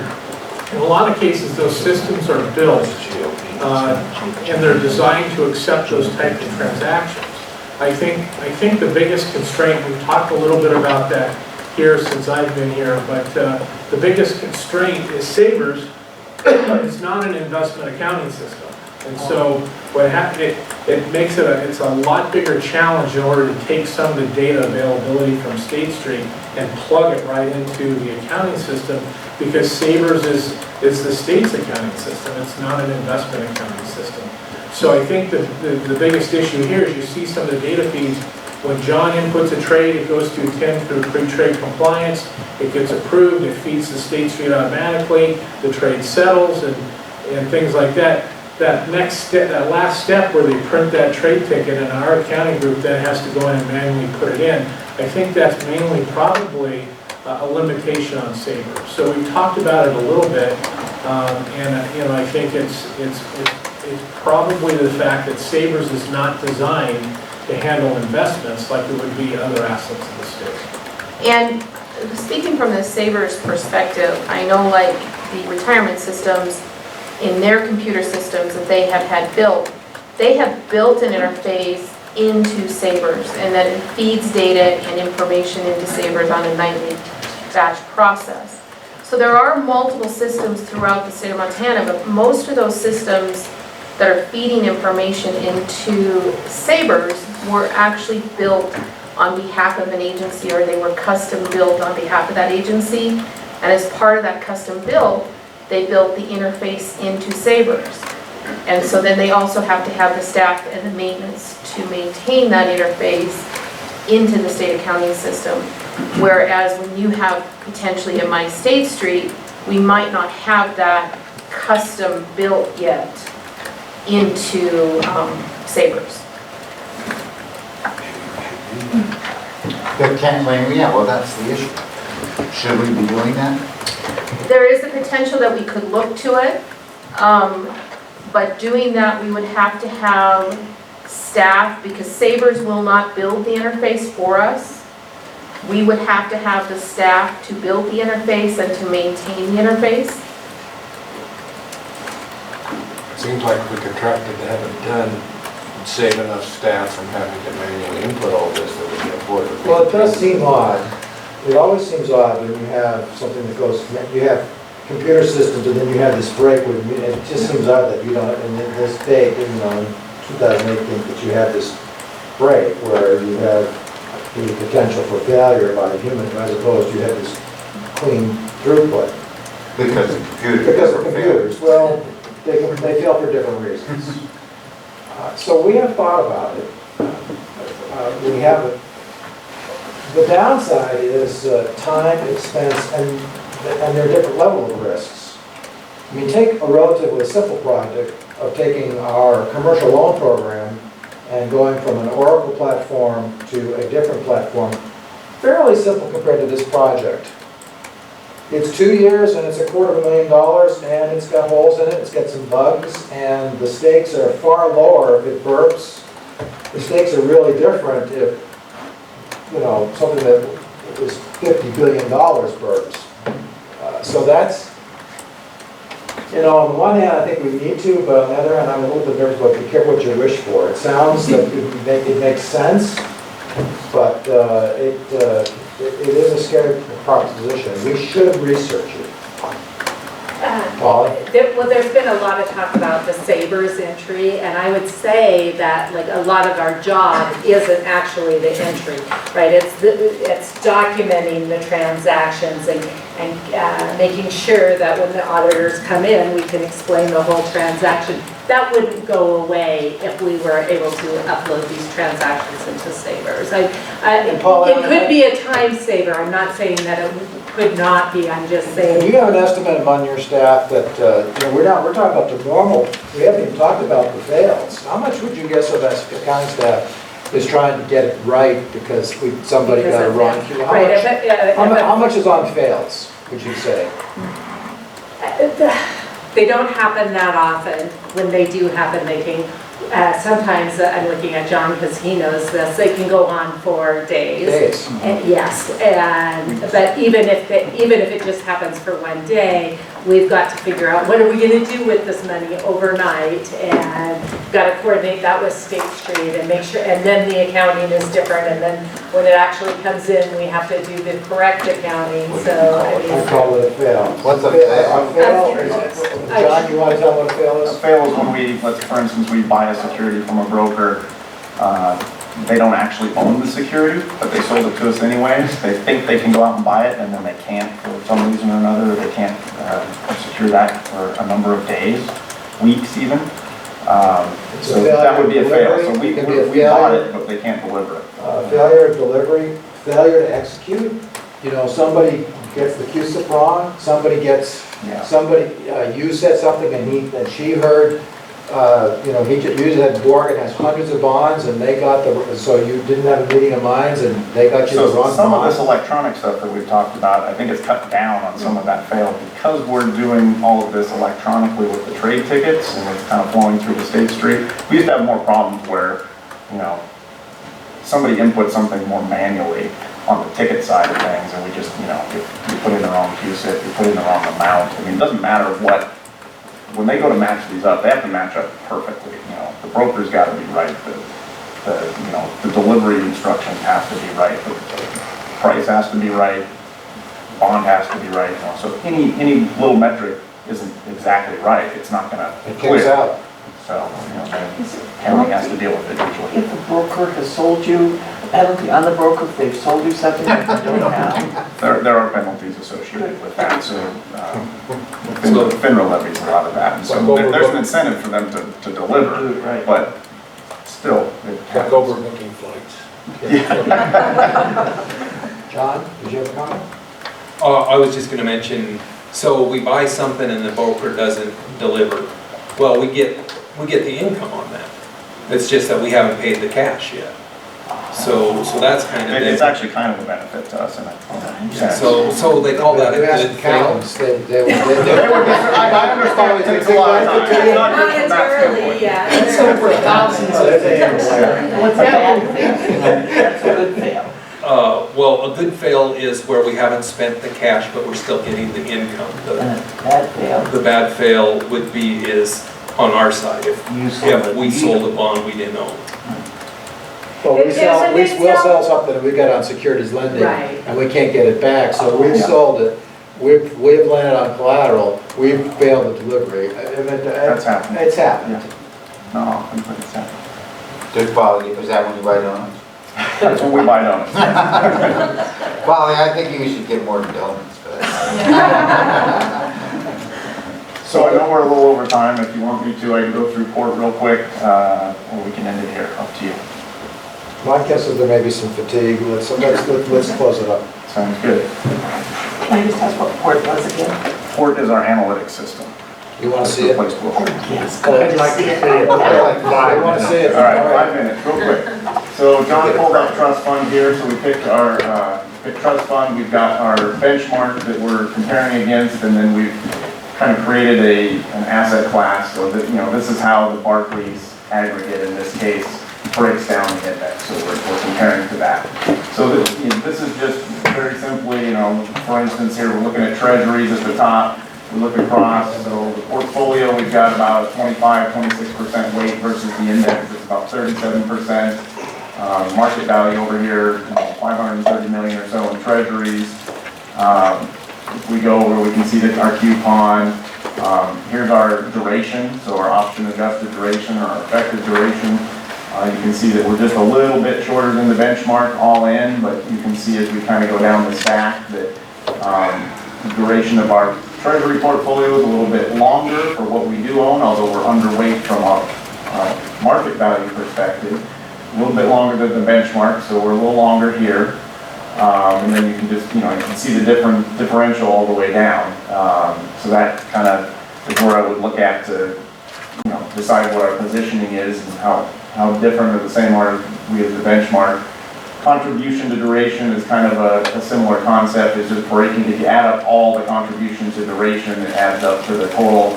And it's just saying, the contribution from our overall treasury portfolio, we're underweight from a dollar perspective, we're overweight in terms of the securities that we own, but all in, we're still underweight from a contribution to duration perspective to the index. We can look at our yield to maturity. We're basically spot on with the index at this point. Cash actually doesn't show as a yield. We haven't figured out how to kind of get that inputted into our newer system here. So really, we probably have just a slight yield advantage to the benchmark, but it's probably only a basis point or two. Go a little further out, John, I think there's some rating. Also, here's spreads. So option adjusted spread, we've got a little bit of spread advantage to what the benchmark is here. Ratings, Bloomberg Composite, our overall portfolios, AA minus versus the benchmark at AA. It's pretty typical in the trust fund because we tend to be a little bit underweight treasuries. They're an income-oriented client base, so we're trying to earn a little bit of extra income typically there. We've probably gotten more conservative over the last year or two, not like things as well. If we look at, can you click on key rates real quick, John? So we can look and just see, so we can look and see kind of where we're positioned along the curve. So this is just saying, for the trust fund portfolio in particular, we're a little bit more overweight kind of in the belly of the curve, so the 5-year to the 10-year versus the index. We're pretty heavily underweight the 30-year and the 20-year portion of the index because, as we saw earlier, the curve is very flat, so there's not a lot of advantage to move it out to the 30-year. You get very similar yields for the 10-year. So other things that it would do, so there's a trade simulation thing here. We're not going to go through it because it takes a while to run, but if, it'd be most common, say, in our treasury portfolio. So we might go into senior investment staff meeting, and we have in, say, the last quarter or two, and say, okay, we're taking $100 million away from this manager. We're going to reinvest it with another manager down the road, but we don't want to be uninvested for that period of time. So we're going to give $100 million to the treasury portfolio. I can go in here, use that trade simulation and say, okay, I want to put 100 million into the treasury portfolio, but I don't really want to change my overall profile there. What would I buy in order to get to that point? So that's really helpful to do stuff like that. It does have a little bit of performance and attribution. Again, I'm not going to go there because it takes a while to run some of that stuff. Can you show some macros for us? Can you show, for example, we talk about the bond market being a big predictor that absorbs a lot of data as far as the macroeconomic scene. So can you show us just some examples, and you may or may not be able to, like what does the bond market predict for 10-year treasuries a year from now, or what is the yield, or what is the premium we're getting for high yield versus T-bills? Those are the kind of metrics that are. Sure. So show some of those work things. stream real quick. So here's what we call the work stream, the world interest rate probability. It's for the U.S. up here. So currently, this is where the Fed's at. So the Fed, we've got an effective Fed rate of a range of 150 to 1 3/4. It's pretty close to usually the top end of the range. So if we look for the June meeting here, basically the market says, okay, there's a 70% probability that they're going to go raise rates a 1/4 point, and there's a 30% probability that they're going to raise rates a 1/2 point. So basically there's a 100% chance that they're going to raise rates in June. And you can kind of track this down and you know, bottom line, when I usually put in my commentary, hey, the Fed's going to raise, market thinks the Fed's going to raise rates 2 times or 3 times over the next year. And this is what I'm looking at to get to that point. And it's just basically looking at, you know, Fed futures at this point and saying, well, what's the market predicting that we're going to do? So your other point. That's the market prediction? This is the market prediction. They're taking, no, it's not Bloomberg, they're just collecting that data from the market and saying, here's what the market says. So John, just one understanding, so like in 2008, or like, I mean, they were showing incredibly high probabilities of pretty significant rate increases, right? Yeah, so basically I would say, you know, it's kind of funny the way they, you know, do it, but I always think of it as well, I'm kind of adding these up, and so if I look, so the next one's guaranteed, say in September, you know, I think they're going to do a 1/4 point, so I would say, okay, in September, they're probably going to do, you know, it's also pretty well baked in that they're going to raise rates at that point, you know, about an 80% chance at that point. And even if I come down here to, because each one of these columns is saying another 1/4 point Yeah, rise. I was reading it the wrong way. Okay. Yeah.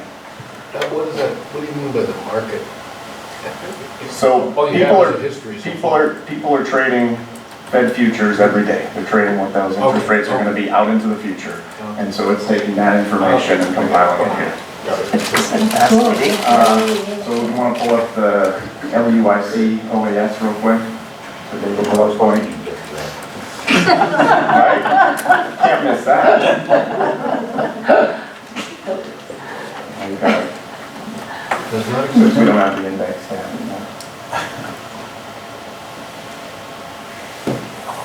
You gotta select it now.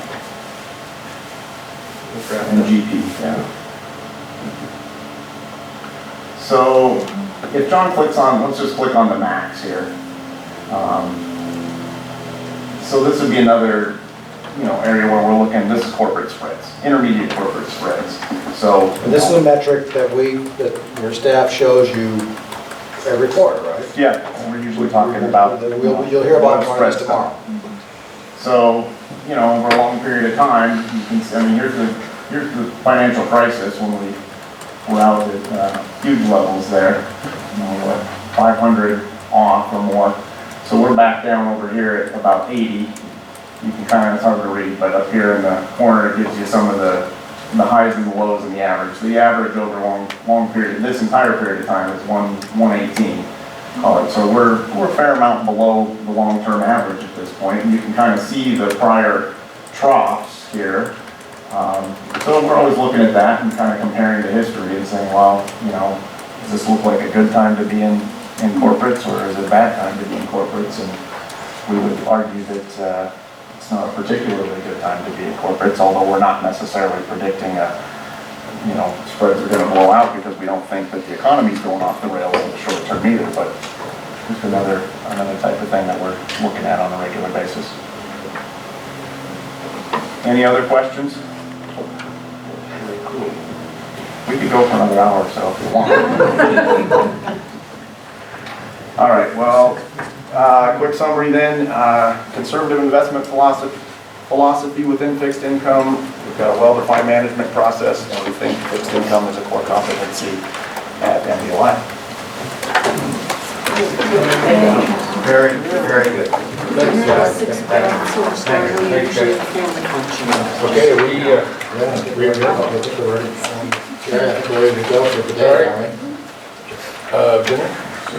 6 o'clock, Silver Star. 6 o'clock. All right, we're here, 1:30 in the morning? Audit committee. 8:15.